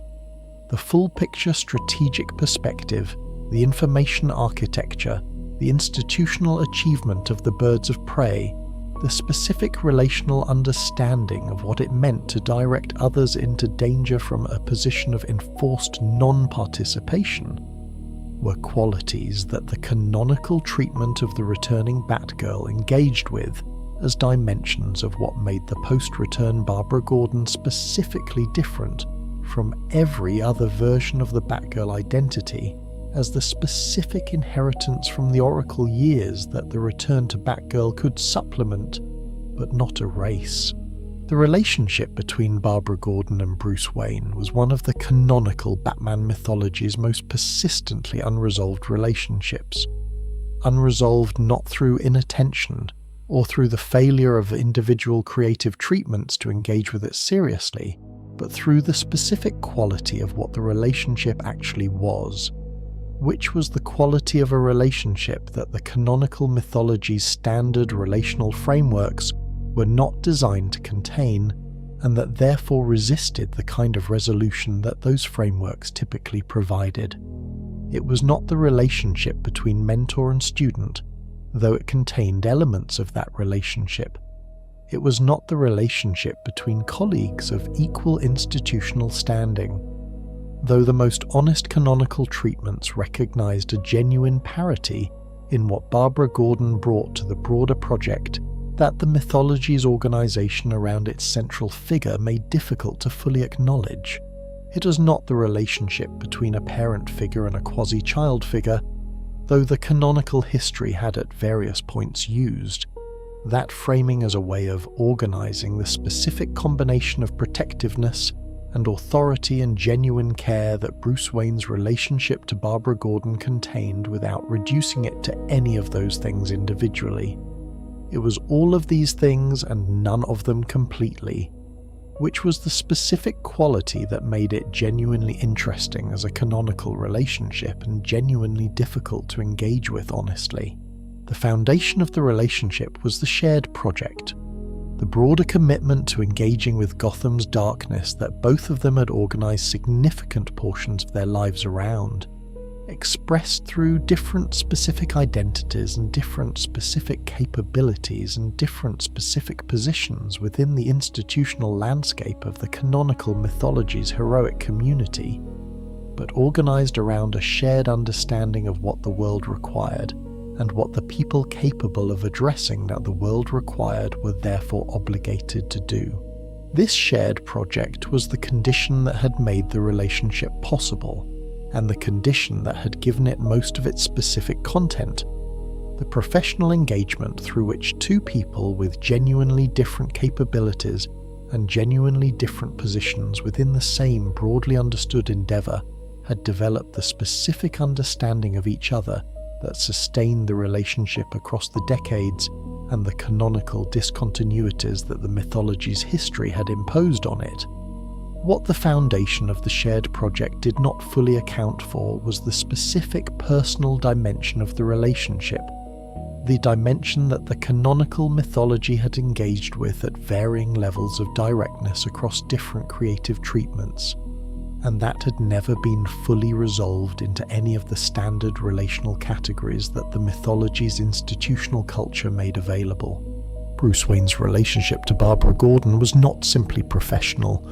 The canonical history documented a quality of personal engagement with her welfare and her experience that exceeded what the professional relationship alone would have generated, and the excess was real, even when the canonical treatment organizing it was insufficiently clear about what the excess was. He cared about her in a way that the professional relationship did not require, and that the mythology's standard treatment of heroic figures' relationships to their colleagues did not fully account for. The specific form that this caring took, whether it was organized primarily around the quasi-parental quality that some canonical treatments emphasized, or around the collegial attachment of people who had shared the specific kind of experience that the dangerous work created between the people who shared it, or around the more complicated emotional landscape that the specific combination of their histories and their capabilities and the specific conditions of their shared project produced, was something that the canonical mythology never definitively established, and the non-establishment was itself a statement about the relationship's resistance to the standard frameworks. The Killing Joke introduced into this relationship the specific complication that no prior dimension of the canonical history had prepared it to contain. The specific reality of a harm done within the context of the project they shared. A harm whose connection to the choices that the project's framework required was real and traceable, even if the directness of the connection was something that could be engaged with, honestly, at different levels of directness. The no-kill rule was Bruce Wayne's most fundamental operational commitment. The Arkham cycle was the institutional expression of a broader commitment to the justice system as the appropriate mechanism for addressing the harm that Gotham's criminals caused. Both of these commitments were commitments that the canonical mythology had organized primarily around Bruce Wayne's psychology, around what the commitments meant to him, what they required of him, what the maintenance of them cost him in the specific currency of the harm done by the criminals whose continued existence the commitment sustained. The specific cost to Barbara Gordon of the maintenance of those commitments, the ongoing existence of the Joker as the most direct available expression of what the no-kill rule's application to the most extreme available test case meant for the people in the Joker's operational range, was a cost that the canonical mythology had engaged with primarily through the lens of what it meant for Bruce Wayne's psychological landscape, rather than through the lens of what it meant for Barbara Gordon's. The most honest canonical treatments of the relationship's post-Killing Joke dimension were the treatments that refused this default lens, that required Bruce Wayne's engagement with the specific reality of Barbara's experience to be genuine engagement rather than the absorption of her experience into his own psychological accounting. The guilt was real, and the canonical treatments that documented it were not wrong to document it. The guilt was the appropriate response of a person who understood the connection between his commitments and the conditions of someone else's harm, and who was capable of taking responsibility for what his choices had contributed to, even when the contribution was not direct. But the guilt organized primarily around Bruce Wayne's experience of having failed to protect someone was different from the genuine engagement with Barbara Gordon's experience of having been harmed, different in the specific sense that it made her experience primarily relevant as the content of his psychological landscape, rather than as the primary reality that his engagement with the relationship required him to fully see. What genuine engagement would have required was the specific willingness to hear Barbara Gordon's perspective on the framework's costs, not simply to acknowledge the costs in the abstract, not simply to accept responsibility for his contribution to the conditions that produced them, but to actually hear the perspective of the person who bore those costs in the most direct available form, and to allow that perspective to have genuine weight in his accounting of what the framework was and what it required. The canonical treatments that came closest to this were the treatments that gave Barbara Gordon's voice in relation to Bruce Wayne's framework a quality of genuine independence, that did not organize her perspective primarily around his account of why the framework was worth maintaining, but allowed her perspective to engage with that account from the outside, from the position of someone who understood the account's rationale and simultaneously bore its costs in a way that the account's architect did not bear them in the same form.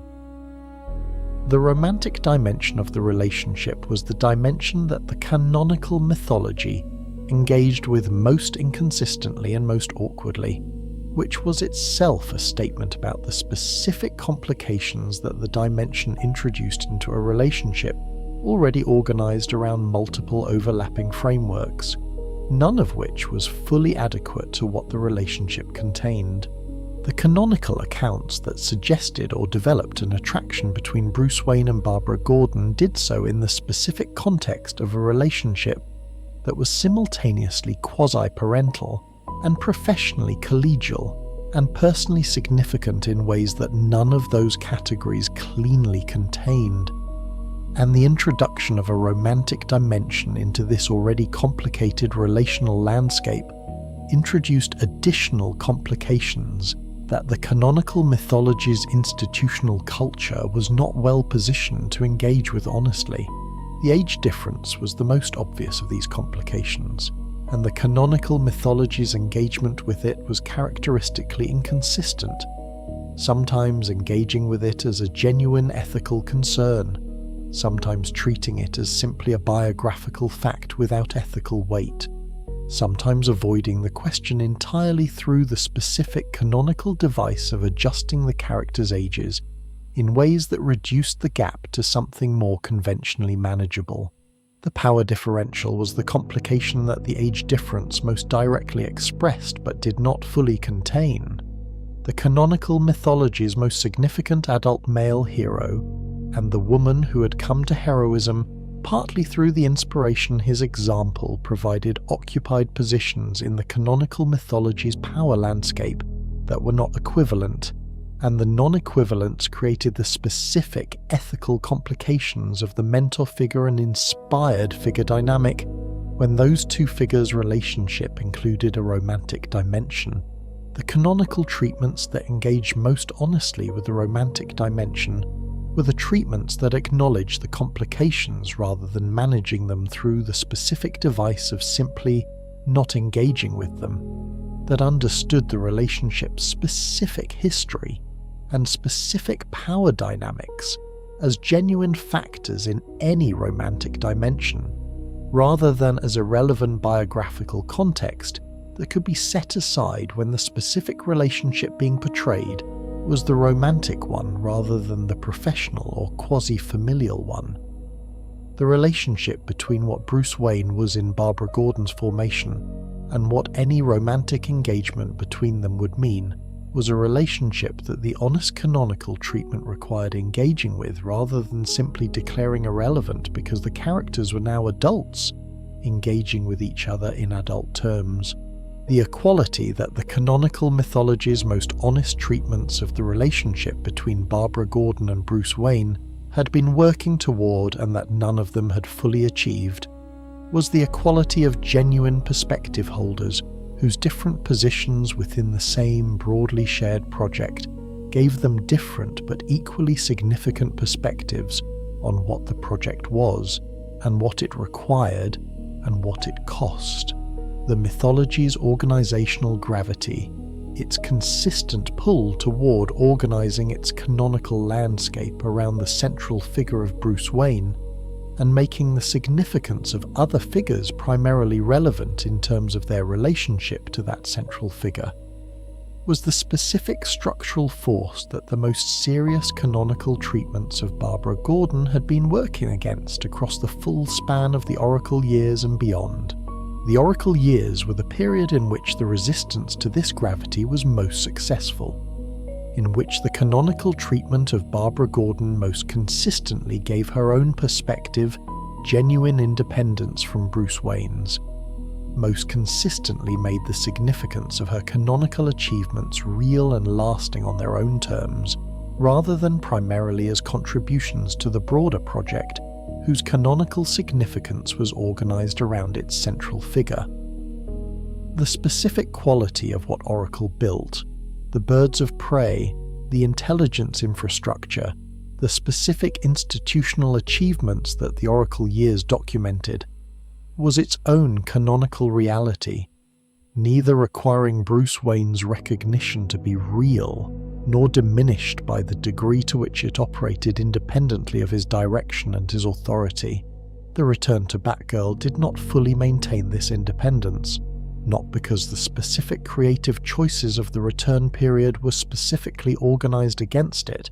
but because the structural gravity of the mythology's organization around its central figure consistently reasserted itself in the absence of the specific creative choices that had most successfully countered it.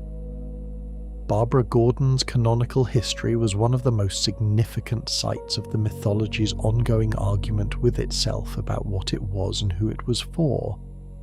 an argument that the Oracle years had engaged with more directly and more productively than any other dimension of the canonical history,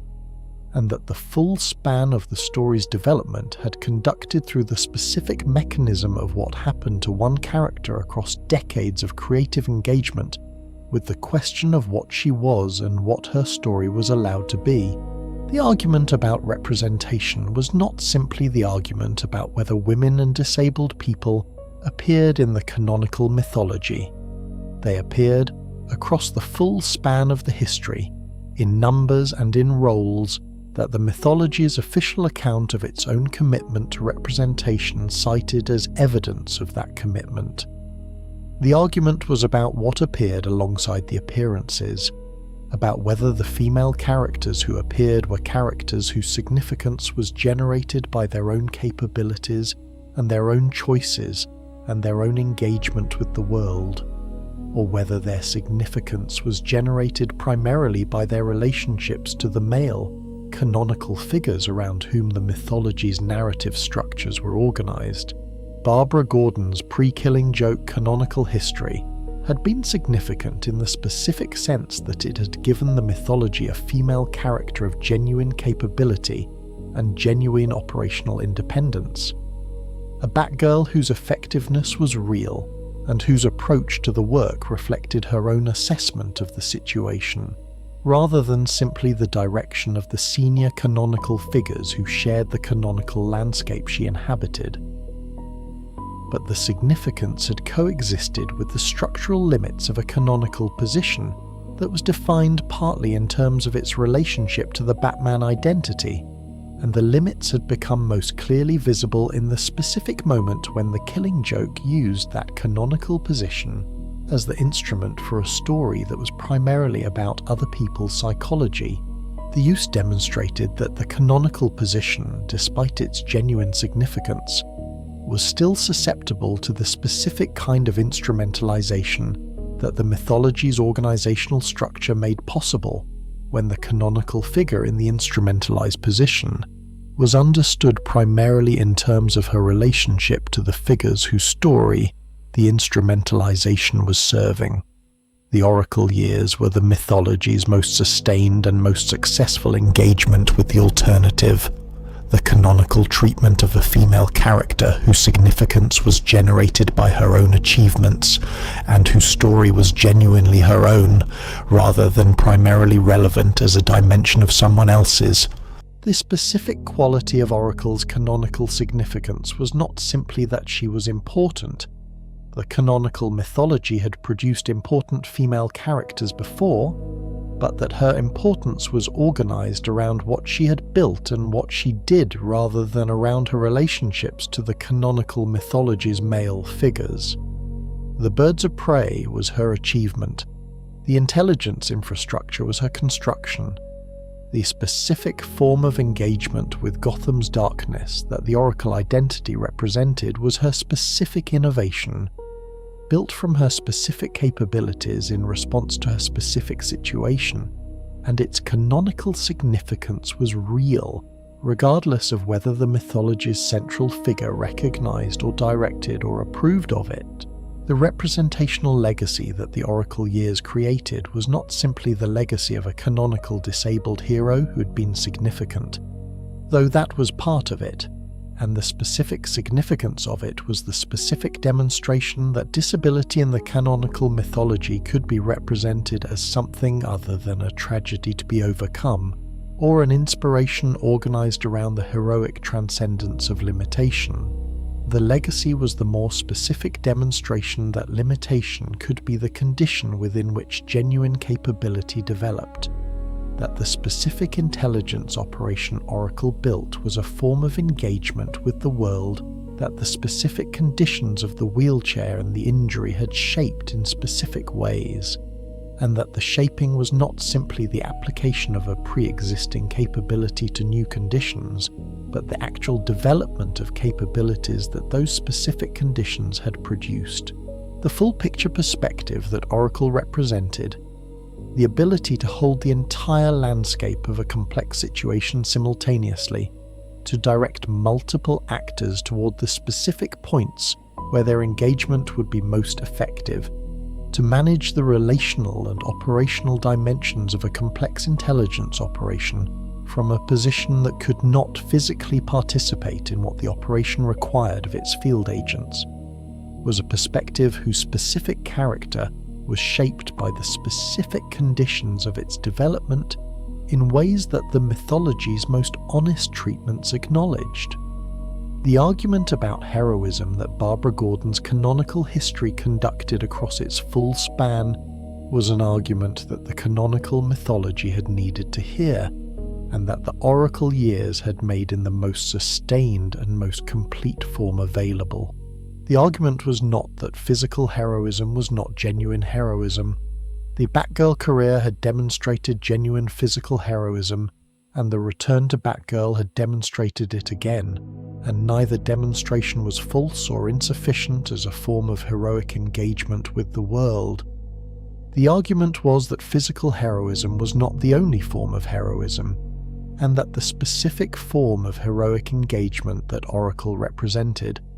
the building of something comprehensive and effective from the conditions of limitation, the direction of others toward the most effective engagement with danger,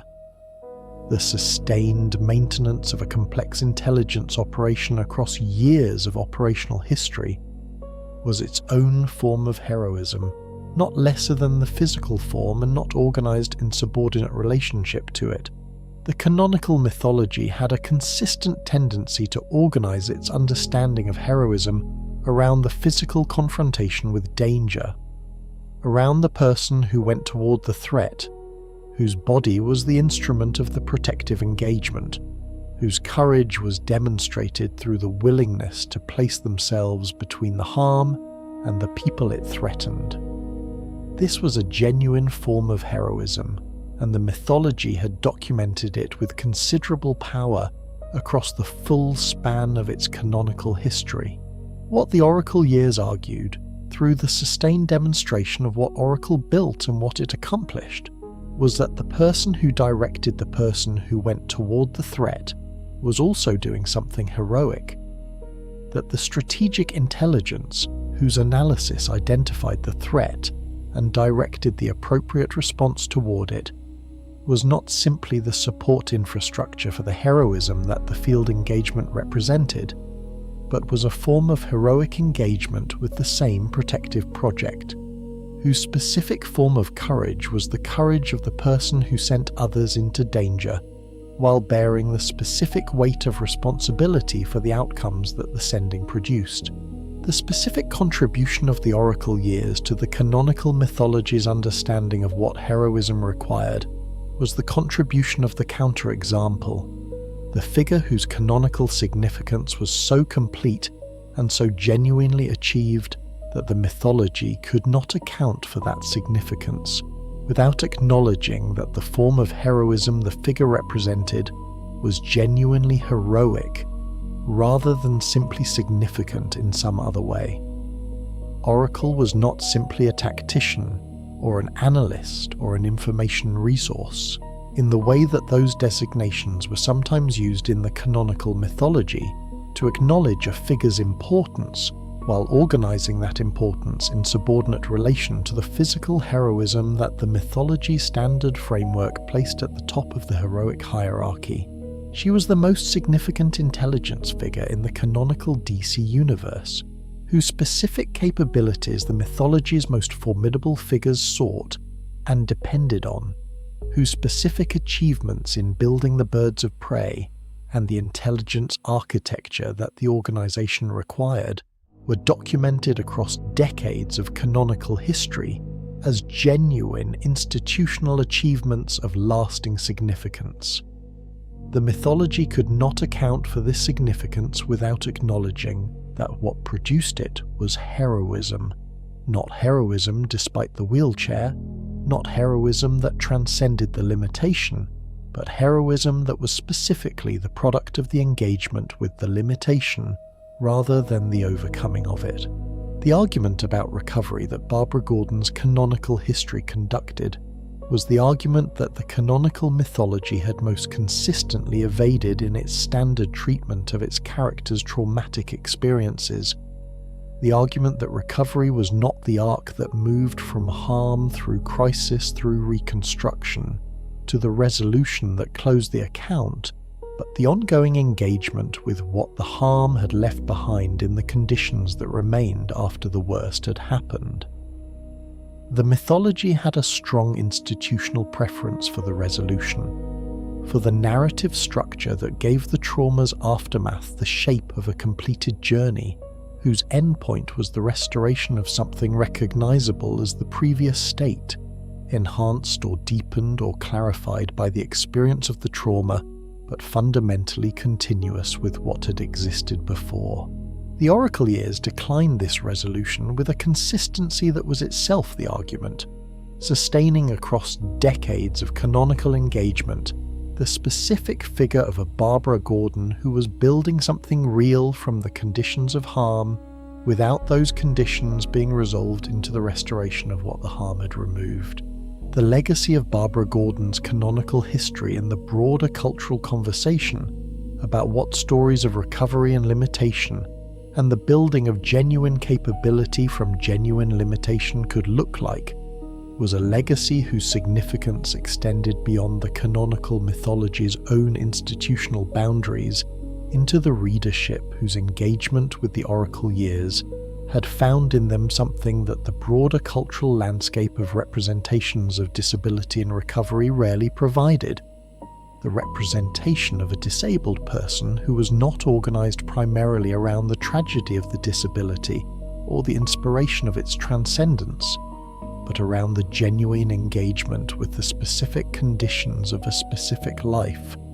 building something real from those conditions in ways that the conditions had specifically made possible. This was a rarer form of representation than its apparent simplicity suggested,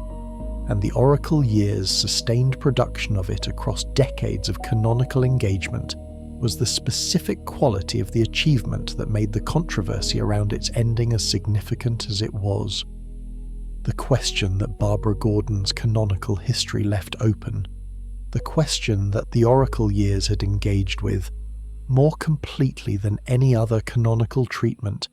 and that the mythology's subsequent creative directions had not definitively resolved, was the question of whether the canonical mythology understood what it had achieved in the Oracle Years well enough to sustain the specific qualities of that achievement as a canonical commitment rather than as a temporary creative direction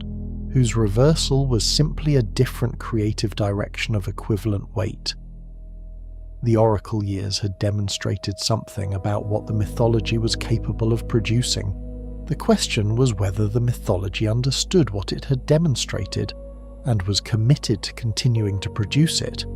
or whether the demonstration was an exceptional achievement that the mythology's institutional logic would consistently work against reproducing. The specific tension between the mythology's capacity for genuine significance and the organizational gravity that consistently pulled toward the structures within which genuine significance was most difficult to sustain. The canonical mythology's answer to this question, across the creative decisions that followed the Oracle years,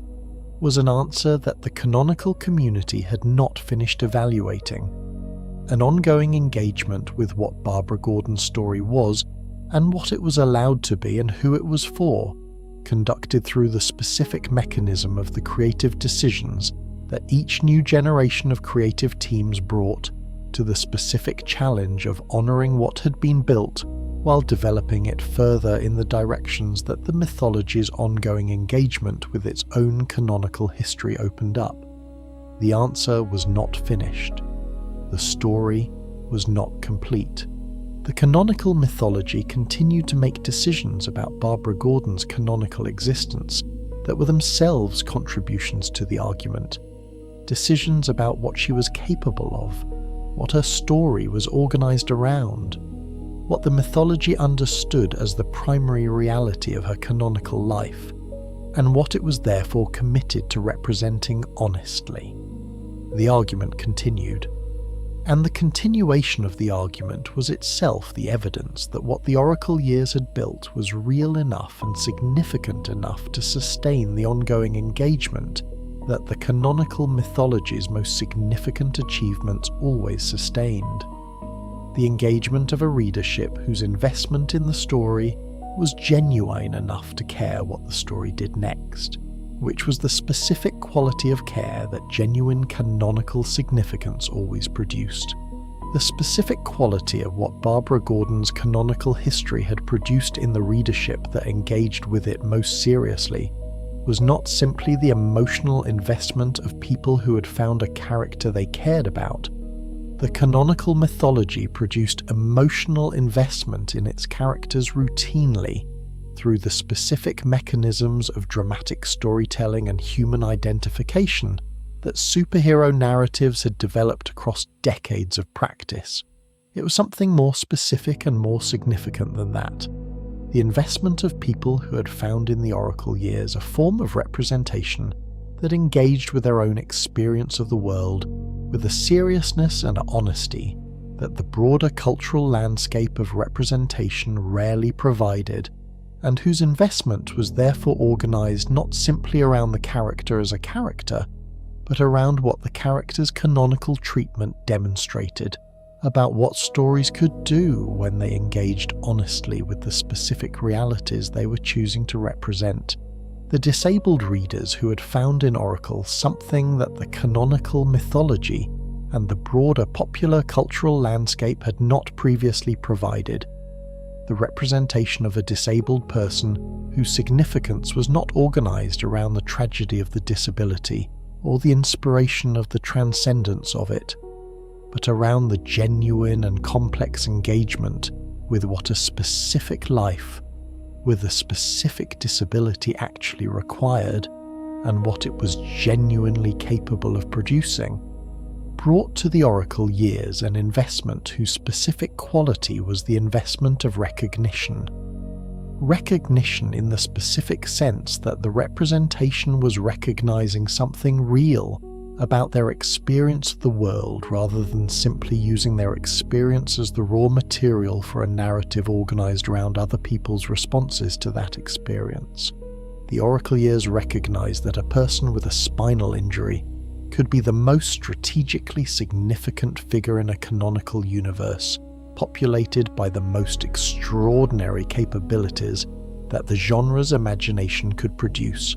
and the recognition was not simply inspirational in the standard sense of the word. It was ontological, a statement about what the person with the spinal injury was, which was the most significant and most lasting form of recognition that representation could provide. The female readers who had found in Oracle something that the canonical mythology had not previously sustained at this level of canonical significance. The representation of a female character whose significance was genuinely her own, organized around her own achievements and her own capabilities and her own engagement with the world rather than primarily around her relationships to the canonical mythology's male figures, brought to the Oracle years a similar quality of investment, organized around a similar quality of recognition. The recognition that the person who built the birds of prey and the intelligence infrastructure and the specific form of heroic engagement that Oracle represented was a person whose canonical significance was real and her own, not derived from her relationship to Batman, not contingent on his recognition or his direction, not primarily relevant as dimension of his story, was a recognition that the canonical mythology's organizational gravity consistently made difficult to sustain, and that the Oracle years had sustained with unusual consistency across an unusual span of canonical history. What both of these communities of recognition shared was the specific investment in the question of what the canonical mythology's treatment of Barbara Gordon's story demonstrated about the mythology's relationship to its own most significant achievements, about whether the mythology understood what it had built in the Oracle years well enough to maintain it, to develop it further, to treat it as the canonical baseline from which subsequent creative decisions would proceed rather than as the temporary creative direction, whose reversal was simply the restoration of a prior canonical state. The controversy around the New 52 decision was as large and as sustained as it was because the investment was as large and as sustained as it was, because the people whose recognition the Oracle years had provided understood that the creative decision to end the Oracle years was a decision about more than a specific character's canonical direction, that it was a decision about what the canonical mythology understood as the primary reality of what Barbara Gordon was, and what her story was therefore required to be honest about. The canonical mythology's response to the controversy was the response of an institution whose relationship to the communities whose investment its most significant canonical achievements had generated was the relationship of a large institutional culture to the constituencies it created through its own creative decisions. A relationship that acknowledged the investment without being fully accountable to it, that recognized the significance of what the controversy revealed about what the Oracle years had meant without fully committing to the specific canonical direction that recognition would have required. The New 52 Batgirl proceeded. It produced through Gail Simone's specific creative engagement with the psychological dimensions of the return a canonical treatment of Barbara Gordon that honored significant dimensions of what the Oracle years had established, the psychological complexity, the specific form of the post-traumatic engagement with the return to the practice that the trauma had been associated with, while making the creative choices that the institutional decision had determined would organize the canonical direction. The specific quality of Simone's engagement with the return was the quality that the Oracle years' most serious canonical treatments had also demonstrated, the willingness to engage with complexity rather than resolving it, to hold the simultaneous realities of the return's genuine achievement and its genuine cost without collapsing either into the other. The Barbara Gordon who returned to Batgirl in Simone's treatment was not the Barbara Gordon who had been Batgirl before the Killing Joke, not a restoration of the prior canonical state that the New 52's reboot had made possible, in the technical sense of having rewritten the canonical history. She was the person that the Oracle years had made her, carrying the specific qualities that the Oracle years had developed, the full picture strategic perspective, the relational understanding built through years of directing others into danger from the specific position of someone who could not share that danger in the physical form. The field agents experienced it. The the specific weight of having built something comprehensive and lasting from the conditions of limitation, back into a practice whose relationship to those qualities was more complicated than the simple restoration suggested. The post-traumatic stress dimension was the specific dimension of Simone's treatment that most directly honoured the Oracle Year's most important contribution to the canonical mythology's understanding of what Barbara Gordon's story required, the contribution of honesty about what the specific experience of her specific history had actually produced in the specific person who had lived it. The post-traumatic stress was real in Simone's treatment, in the specific sense that it was present as a dimension of Barbara's ongoing experience, rather than as an obstacle that the heroic act of continuing had overcome, present in the specific activations that the return to active crime fighting produced, in the specific moments when the body's trained associations encountered the specific situations that bore the closest relationship to the content of the trauma, and generated the responses that those associations had established. The Barbara Gordon of Simone's treatment was heroic, not because she had overcome the post-traumatic stress, but because she continued to engage with the work that mattered to her, in full knowledge of what the work activated, which was the specific form of courage that the Oracle Years had been arguing was as significant as the physical courage that the canonical mythology's standard framework placed at the top of the heroic hierarchy. The specific contribution of this treatment to the broader canonical engagement with Barbara Gordon's story was the contribution of a creative approach that understood what the Oracle Years had demonstrated and was committed to honouring the demonstration even within the constraints of a canonical direction that had moved away from the specific canonical identity through which the demonstration had been most fully expressed. The Oracle Years had argued that complexity was the form that honest engagement with Barbara Gordon's story required,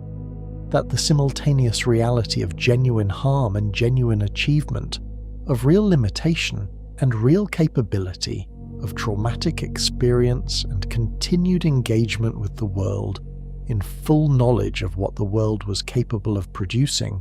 was not a complexity that needed to be resolved, but a complexity that needed to be sustained. Simone's Batgirl sustained it within the specific constraints of the creative direction the institutional decision had determined, which was the specific achievement available to a creative treatment working within those constraints, and the specific evidence that the Oracle Years demonstration had been heard, at least by the specific creative voice most directly responsible for what the return to Batgirl produced. The broader institutional engagement with what the Oracle Years had demonstrated remained the question that the canonical mythology's ongoing treatment of Barbara Gordon continued to address, through the specific mechanism of the creative decisions it continued to make. Decisions about what the character's canonical significance was organised around, what her story was primarily about, whose perspective on the canonical mythology's central questions her perspective was understood as supplementing or complicating or genuinely challenging.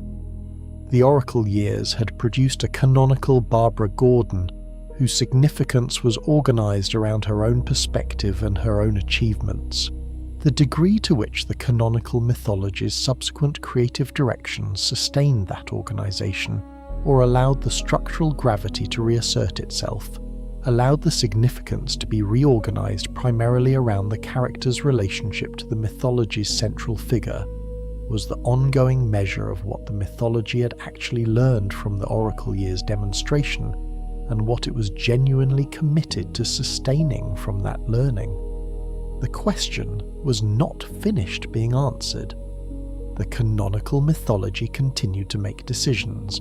and the specific character of those decisions, what they assumed about Barbara Gordon, what they required of her story, what they communicated about whose perspective on the canonical mythology's central questions the mythology understood as primary and whose as secondary.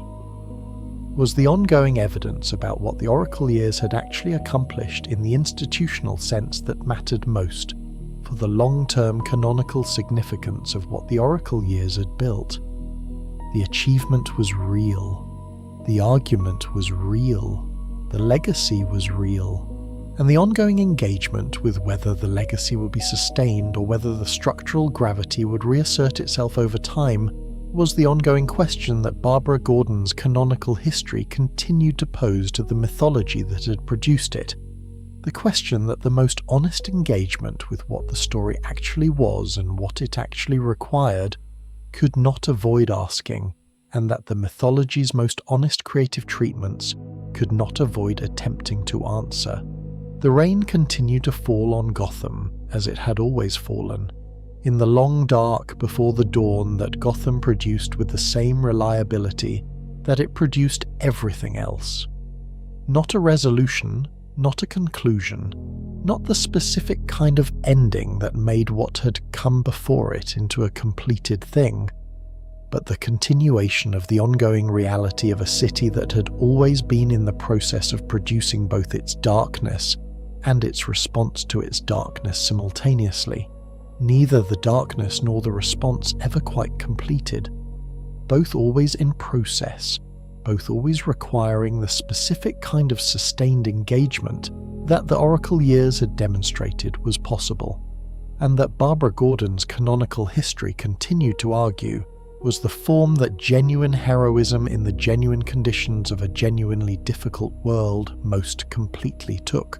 The specific quality of sustained engagement that Barbara Gordon's canonical history argued for was not the sustained engagement of the person who continued, because they had found a way to make the continuing feel acceptable, who had processed the difficulty and the cost and the specific weight of what the work required, and had arrived at a relationship to those things that made the continuing feel manageable in ways that the initial encounter with them had not permitted.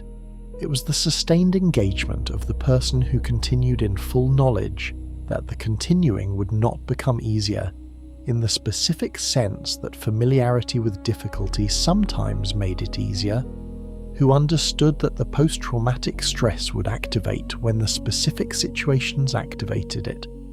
that the weight of directing others into danger would be present as the weight of directing others into danger, rather than as something that the experience of doing it repeatedly would reduce to a manageable background condition, that the specific relationship to the ongoing existence of the person who had done what had been done to her would continue to be the relationship it was, rather than resolving into the clean closure that the inspirational narrative required the passage of time to eventually provide. The heroism was in the continuing, in the full knowledge of what the continuing contained, not despite it,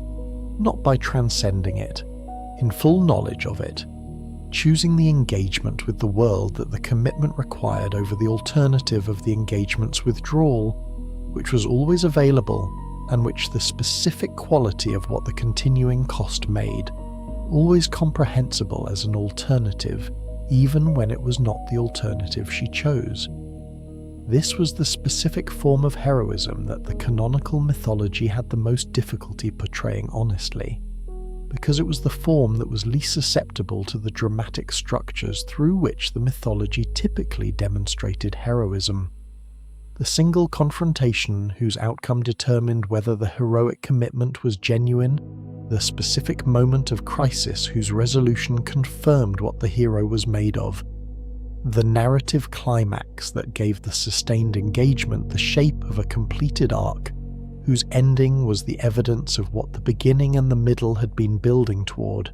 the heroism of the person who continued in full knowledge of what the continuing cost did not have a climax in this sense. It was constituted by the daily choice to continue, rather than by the single dramatic choice that the climax required, and the daily quality of it was precisely what the mythology's dramatic structures were least equipped to make visible as the heroism it was.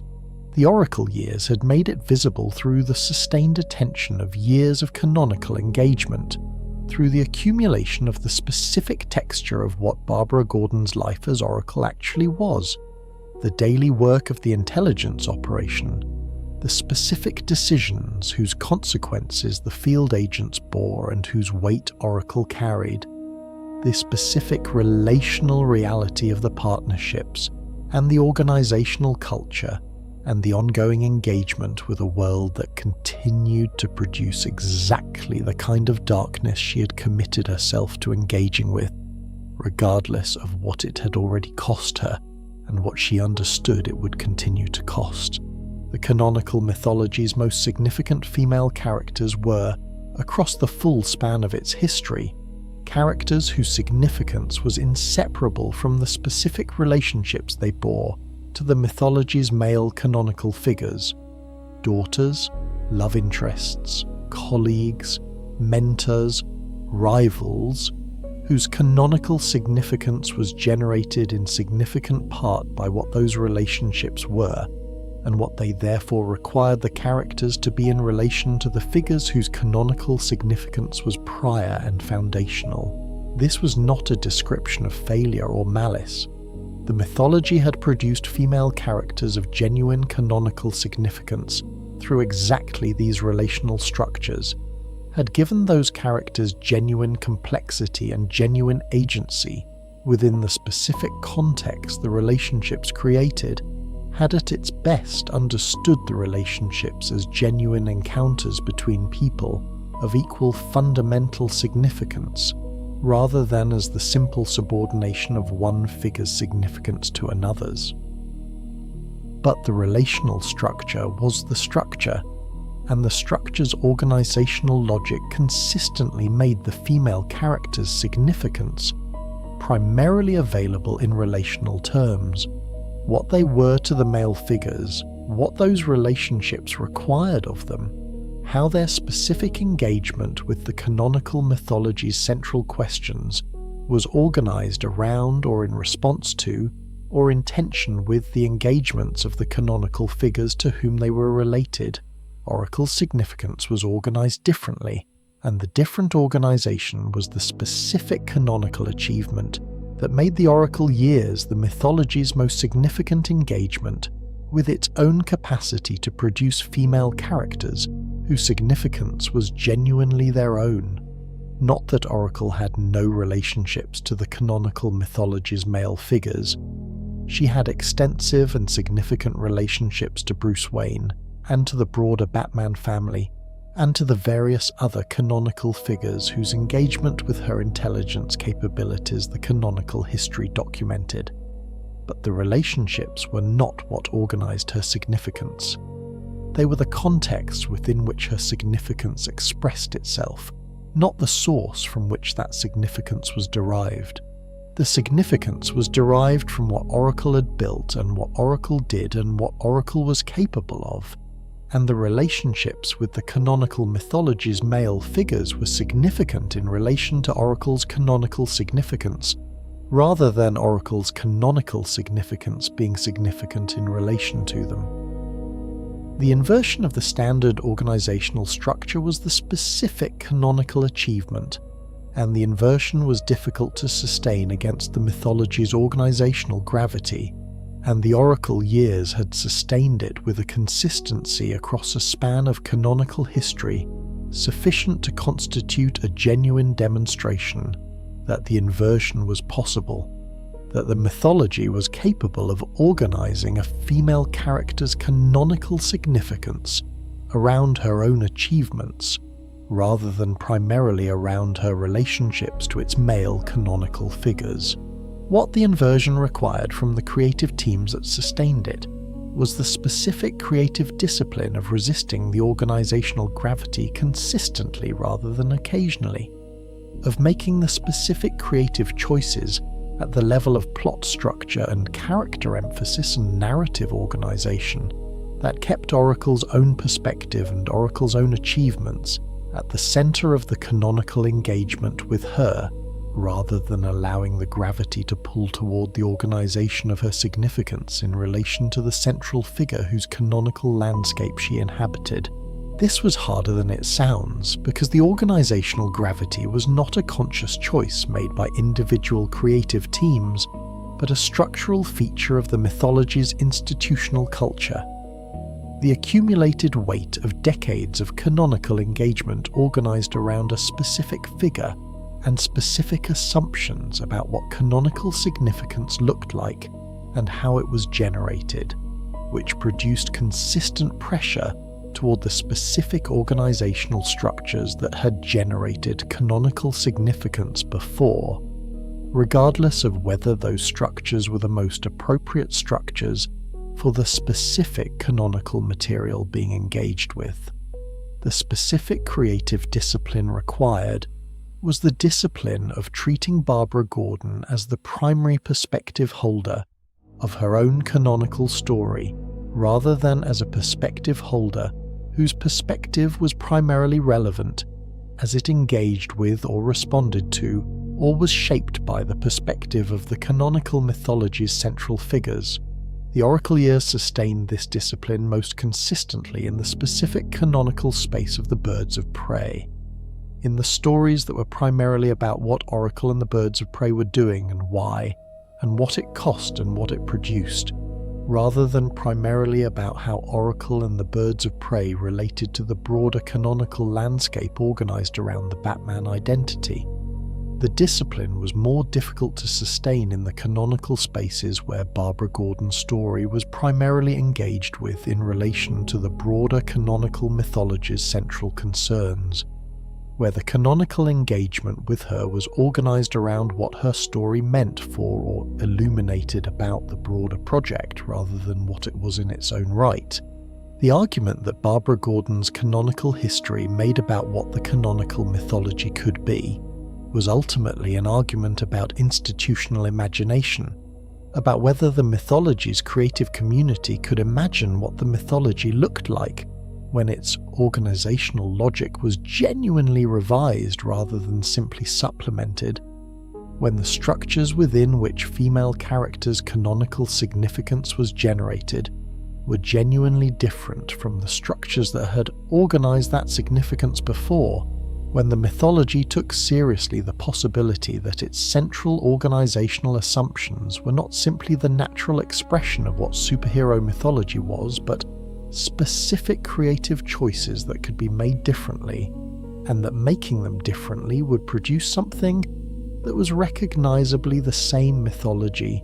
and genuinely different in the specific ways that made the difference matter. The Oracle years were the most complete available demonstration that the imagination existed, that the mythology was capable of producing a female character whose canonical significance was organized around her own achievements, and whose story was genuinely her own, sustained across enough canonical history to constitute a demonstration rather than simply an aspiration. The demonstration was real. The imagination that produced it was real. The question was whether the institutional culture within which both the demonstration and the imagination had operated was capable of sustaining them beyond the specific creative moments that had produced them, whether the demonstration had changed the institutional imagination in the lasting ways that genuine canonical achievements changed the institutions that produced them, or whether it had produced a temporary expansion of the imaginative space that the institutional gravity would eventually contract back to its prior dimensions. The canonical mythology continued to engage with this question through every creative decision it made about Barbara Gordon, every decision about what her story was primarily about, and whose perspective it was organized around, and what form of heroism it was most fundamentally documenting, and what form of recovery it was most honestly representing, and what the specific conditions of her specific life most completely demonstrated about what human beings were capable of building from the conditions that the world imposed on them. The engagement was ongoing, the question was not finished being answered, and the specific quality of the ongoing engagement, what it assumed, what it required, What it communicated about whether the mythology understood what the oracle years had demonstrated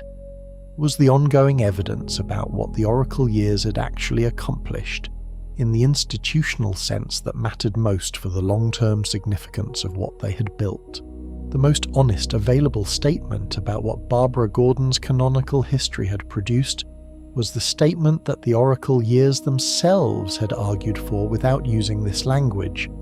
The statement that the most significant form of canonical achievement was not the achievement that resolved the canonical mythology's central tensions into a satisfying conclusion,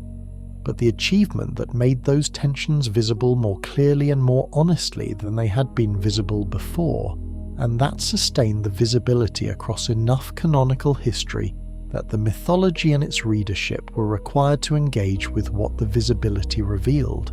The oracle years had made visible the specific tension between the canonical mythology's capacity for genuine significance and the organizational logic that consistently worked against sustaining it, had made it visible not through critique or through explicit argument, but through the specific mechanism of producing something so genuinely significant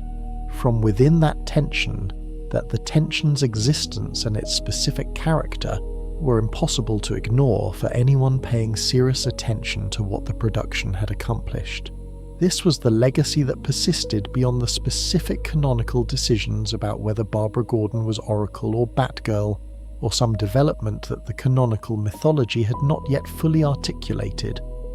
The specific making visible of the tension, and the demonstration that the tension could be navigated in ways that produced genuine significance, rather than simply being managed in ways that kept the mythology's institutional culture comfortable with the organizational logic that sustained the tension. The demonstration was the legacy. The question was what the mythology would do with the demonstration, whether it would use it as evidence of what genuine engagement with the organizational logic's revision could produce, or whether it would use it as evidence that the mythology had already engaged with the question and could therefore proceed without further engagement. The first answer was the answer that the oracle year's most serious canonical treatments had been working toward. The second was the answer that the mythology's institutional gravity most naturally produced. The ongoing engagement with Barbara Gordon's canonical story was the ongoing evidence of which answer the mythology was actually committed to. The rain on Gotham's streets was the rain that had always fallen on Gotham's streets, the canonical weather of a city that had decided, in the earliest period of its fictional construction, that rain was the appropriate atmospheric expression of what the city was and what it therefore produced in the people who lived inside it. The rain fell on Crime Alley, where the specific event that organized the mythology's entire canonical landscape had occurred. It fell on the Gordon household, where Barbara Gordon had grown up in the specific formation environment that had made her who she was. It fell on the Jefferson Memorial, where the Joker had arrived on the night that changed everything, and on the apartment building whose address the canonical history had established as the specific geographical location of the worst moment of her specific life. And it fell on the castle where Oracle had run the birds of prey, on the specific location from which the most comprehensive intelligence operation in the canonical DC universe had been directed across the years that the Oracle years documented. The specific geography of what Barbara Gordon had built from the conditions of what had been done to her. The rain fell on all of it simultaneously, as the canonical mythology's history fell on all of it simultaneously. The formation and the choice, and the harm, and the recovery, and the building, and the return, and the ongoing question of what the building had demonstrated and what the mythology would do with the demonstration. The rain did not resolve any of it. The rain was simply present, as the canonical mythology's most honest engagement with the story it was telling was present, alongside the complexity rather than in resolution of it, bearing witness to what the specific life contained, rather than organising what it contained into the shape that resolution required. Rest now, Wanderer. The story of Barbara Gordon is not finished, because the canonical mythology that contains it is not finished, and the question it poses to that mythology is not finished being answered. But tonight's telling of it is complete, the telling that has attempted to honour what the Oracle years demonstrated and what the full span of the canonical history produced, and what the most honest engagement with both of those things required saying about what one person's story, told with sufficient honesty and sufficient seriousness across sufficient canonical history, could demonstrate about what stories were capable of doing when they engaged with the full complexity of what they were choosing to represent. Let that settle into the quiet. Let the rain fall on Gotham streets and on the specific geography of a canonical life that contained more than the canonical mythology's standard structures were designed to hold, and that in containing it produced something that the mythology and its readership were better for having. Rest now, wanderer, through the long dark of Gotham's rain-soaked streets, through the full and unsparing history of a person who chose to fight and was harmed for choosing and built from the conditions of that harm something that the canonical mythology had not known it was capable of producing until she produced it. The story of Barbara Gordon is finished for tonight, not resolved, because the questions it raises do not resolve, but told as honestly as the telling can be, which is all that any story owes the person whose life it carries. The birds of prey continue in whatever form the canonical mythology has carried them forward. Oracle's voice persists in the institutional memory of every character whose development it shaped. The full picture perspective that Barbara Gordon built from the specific conditions of a single terrible night remains the most honest statement the canonical Batman mythology ever made about what genuine heroism required and what it was capable of producing. The rain falls on Gotham as it has always fallen. The work continues as it has always continued, and somewhere in the long dark before the dawn, the intelligence that built something real from the worst available conditions keeps its watch. Rest now, let the story settle. The quiet is yours tonight.